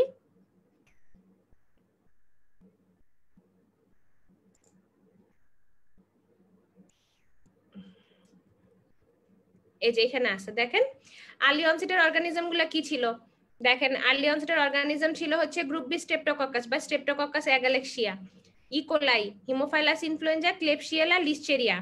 ঠিক আছে। আর লেট অনসেটের অর্গানিজম গুলো ছিল স্ট্যাফিলোকক্কাস, তারপরে হচ্ছে আপনার সিউডোমোনাস, অ্যাসাইনোটোব্যাক্টর, এন্টেরোব্যাক্টর, সেরেসিয়া, ক্যান্ডিডা। ঠিক আছে। এই বক্স থেকে কোশ্চেনটা আমি দিছি, আমি যা কিছু পড়েছি তার থেকে কোশ্চেন গুলো সেট করছি just for your brain storming. ঠিক আছে। তাহলে হচ্ছে আজকের ক্লাস আমাদের এখানে আমরা শেষ। আপনাদের একজন আপু একটা প্রশ্ন করছেন, সার্জিনা আপু আপনার প্রশ্নের অ্যান্সারটা আমি আপনার পুরো কমেন্টটা পড়ে ভালো করে আপনাকে আমি অ্যান্সার দিব। ঠিক আছে। আমি ক্লাসটা শেষ করিনি, আপনার কোশ্চেনের অ্যান্সার আমি দিচ্ছি। আচ্ছা ঠিক আছে। তাহলে হচ্ছে ক্লাসটা আমাদের এখানেই শেষ। আপনাদের যদি হচ্ছে কারো কোনো কোয়েরিজ থাকে আমাকে জানাবেন। আর এভাবেই আপনারা পড়বেন। আমি বলতেছি না যে সবাই আমাদের সাথে জয়েন করবেন এমআর মোল্লা ব্যাচ। আমাদের এমআর মোল্লা ব্যাচ নতুন একটা কিন্তু 27 তারিখ থেকে শুরু হচ্ছে। আমাদের অলরেডি এমআর মোল্লা ব্যাচ এই একটার শেষের দিকে এক্সাম হচ্ছে, একটা ব্যাচের হচ্ছে 4টা ক্লাস হয়েছে। আর হচ্ছে আরেকটা ব্যাচ আমরা শুরু করব 27 তারিখ থেকে। এটা হচ্ছে আমাদের সিনাপসের একটা জিনিসই হচ্ছে খুব বেশি হাইলি ডিমান্ডিং, সেটা হচ্ছে আমাদের টেক্সট বুক ব্যাচগুলা। ঠিক আছে। আমাদের টেক্সট বুক আমরা আল্লাহর রহমতে টেক্সট বুক ব্যাচের রেসপন্স আমাদের খুব ভালো। টেক্সট বুক ব্যাচগুলো যেমন আমাদের সার্জারিতে বেলি ল্যাব আছে, পেডিয়াট্রিক্সে এইটা, ক্লিনিক্যাল আর গাইনিতে জেফ কটের ব্যাচ আছে, মেডিসিনে ডেভিডসন ব্যাচ আছে। তো আমাদের কোচিং এ আমি মনে করি যে এটা সবচেয়ে বড় স্পেশালিটি যে আমরা টেক্সট বুক ব্যাচ চালু করছি। এবং এটার পিছনে অনেকগুলো কারণ আছে। সত্যি কথা যেটা, আমরা যখন এই কোচিং এর মেন্টররা সবাই মোটামুটি আমরা সমবয়সী, আমরা যখন এফসিপিএস পরীক্ষা দিছি আমরা না এরকম ভালো কোনো টেক্সট বুকের গাইডলাইন পাইতাম না। আমার তো খুবই কষ্ট লাগতো যে পেডিয়াট্রিক্স আমাকে দেখানোর মতো একটা মানুষ ছিল না। আমি পুরা কোয়েশ্চেন সলভ করে করে বইয়ের মধ্যে দাগায় আমার বইটাকে আমি রেডি করছি পড়ার জন্য, আমাকে দেখায় দেওয়ার কেউ ছিল না। তো তখন হচ্ছে আমি স্টুডেন্ট বেসিক্যালি আরো আগে থেকেই পড়াই, অনেক আগে থেকে স্টুডেন্ট পড়াই। সিনাপসের সাথে জয়েন করছি 1.5 বছর থেকে, আমি স্টুডেন্ট পড়াই আরো আগে থেকে, বাসায় স্টুডেন্ট পড়াইতাম আগে আমি। তো হচ্ছে আমার কাছে মনে হয়েছে কি, যে কষ্টটা করে আমি পেডিয়াট্রিক্স এর প্রিপারেশন নিছি বা পেডিয়াট্রিক্স এর সিলেবাসটা রেডি করছি, আমার কাছে মনে হয়েছে এটা আমার স্টুডেন্টদের মাঝে আমার স্প্রেড করা উচিত। দ্যাটস ওয়াই কিন্তু আমি আসলে পড়ানো শুরু করছি, যে আমি আমার যে দাগানো বই টইগুলো থেকে শুরু করে, এই যে এখানে অনেকে আমার পরিচিত আছেন যারা ক্লাস করতেছেন, আমার পরিচিত অনেকে আছেন, অনেকে আমাকে আগে থেকে চিনেন। তো আমি হচ্ছে স্টুডেন্টদেরকে এই যে আমার নিজের নলেজ গুলো স্প্রেড করার জন্য আসলে বেসিক্যালি পড়া শুরু করছি। এবং আমার কাছে খুব খারাপ লাগে যে আমার পেডিয়াট্রিক্সে যারা আসতে চায় তারা কোনো গাইডলাইন পায় না, এই চিন্তা করেই পড়ানো শুরু করছিলাম। সত্যি কথা যেটা, আসলে একটু হলেও একটু কেউ যদি একটু দেখায় দেয় সিনিয়ররা, তাহলে কিন্তু পড়ে একটু আরাম পাওয়া যায়। তা আমাদের ক্লিনিক্যাল ব্যাচগুলো আমরা এই উদ্দেশ্যে চালু করছি যে টেক্সট বইটা পড়া খুব কঠিন, টেক্সট বইয়ের গাইডলাইন পাওয়া কঠিন, যাতে আমরা একটু মোটামুটি 10-15টা ক্লাসের মধ্যে আপনাদেরকে একটু গাইডলাইন দিতে পারি। তা আমাদের এমআর মোল্লার হচ্ছে আরেকটা, আমাদের জানুয়ারিতে পরীক্ষা তো এফসিপিএস, আমরা 27 তারিখ থেকে একটা এমআর মোল্লা নতুন ব্যাচ চালু করব। ও এখন একটা যে রানিং ব্যাচটা আছে ওটা শনিবার আর মঙ্গলবার ক্লাস হয়, এটা 4টা ক্লাস হয়ে গেছে, 4 নম্বর ক্লাসটা গতকালকে ছিল। আর হচ্ছে নতুন ব্যাচটা আমরা 27 তারিখ থেকে চালু করতেছি। কেউ যদি জানুয়ারিতে পরীক্ষার টার্গেট নেন এবং বেসিকের মোটামুটি ভালো প্রিপারেশন হয়ে গেছে, ভাবতেছেন যে ক্লিনিক্যালটা আমাকে একটু গাইডলাইন নেওয়া দরকার, তাহলে আপনারা চাইলে আমাদের সাথে এমআর মোল্লা ব্যাচে জয়েন করতে পারেন। এখানে আমাদের 15টা ক্লাস থাকবে। 15টা ক্লাস বলতে 3টা পরীক্ষা আর 12টা হচ্ছে ক্লাস। 12টা ক্লাসের মধ্যে যেরকম এক একটা ক্লাসে এক একটা টপিক আমরা পড়াই দেই। আর আমি মানে এতটুকু আল্লাহর রহমতে আপনাদেরকে বলতে পারি যে যতটুকু আমি দেখাইছি এর বাইরে বেসিক্যালি নিওনেটোলজি আপনাদের কিছু পড়া লাগবে না, যতটুকুই অতটুকুই। দাগানো বই কিভাবে পাবেন? দাগানো বই থেকে তো ক্লাস নেই। একজন জিজ্ঞেস করেছেন দাগানো বই পেতে পারি কিনা। না, আমার বই আমি ওটা পড়ে একদম লুজ হয়ে একদম ইসে অবস্থা এখন, তারপর সেখান থেকে আমি এই যে ক্লাস প্রিপেয়ার করে ফেলছি আর কি। আপনি হচ্ছে অনলাইনের এখানে আমার ক্লাসগুলো সব উঠাই দিছি যেগুলো, সেগুলাই। ঠিক আছে, সবাই ভালো থাকবেন, আমার জন্য দোয়া করবেন। আশা করি আপনাদেরকে একটু হলেও নিওনেট পড়াইতে পারছি। আর সবাই এত আমার সাথে ইন্টারঅ্যাক্ট করছেন সেজন্য আমি খুব খুশি, আপনারা সবাই অ্যান্সার দিছেন সেজন্য আমি অনেক হ্যাপি। স্টুডেন্টরা পার্টিসিপেট করলে কিন্তু টিচাররা অনেক বেশি হচ্ছে আপনার মানে কি বলবো ইন্সপায়ার্ড হয়, আপনারাই হচ্ছে আমাদের ইন্সপিরেশন সেজন্য। ঠিক আছে, সবাই ভালো থাকবেন। হ্যাঁ, আমি তাহলে এখানেই শেষ করতেছি। কারো কোনো কোয়েরিজ থাকলে আমাকে ইনবক্সে নক দিন, কোনো অসুবিধা নেই। আমি একদিন না হলেও সেকেন্ড দিনে আমি কিন্তু ইনবক্স চেক করি, আদার্সের মেসেজগুলো আমি চেক করি। তাহলে কারো কোনো কোয়েরিজ থাকলে জিজ্ঞেস করবেন। আর একজন আপু একটা কোয়েশ্চেন করছেন, আমি আপনার কোয়েশ্চেনটা একটু পরে অ্যান্সার দিচ্ছি। ঠিক আছে, ভালো থাকবেন, আল্লাহ হাফেজ।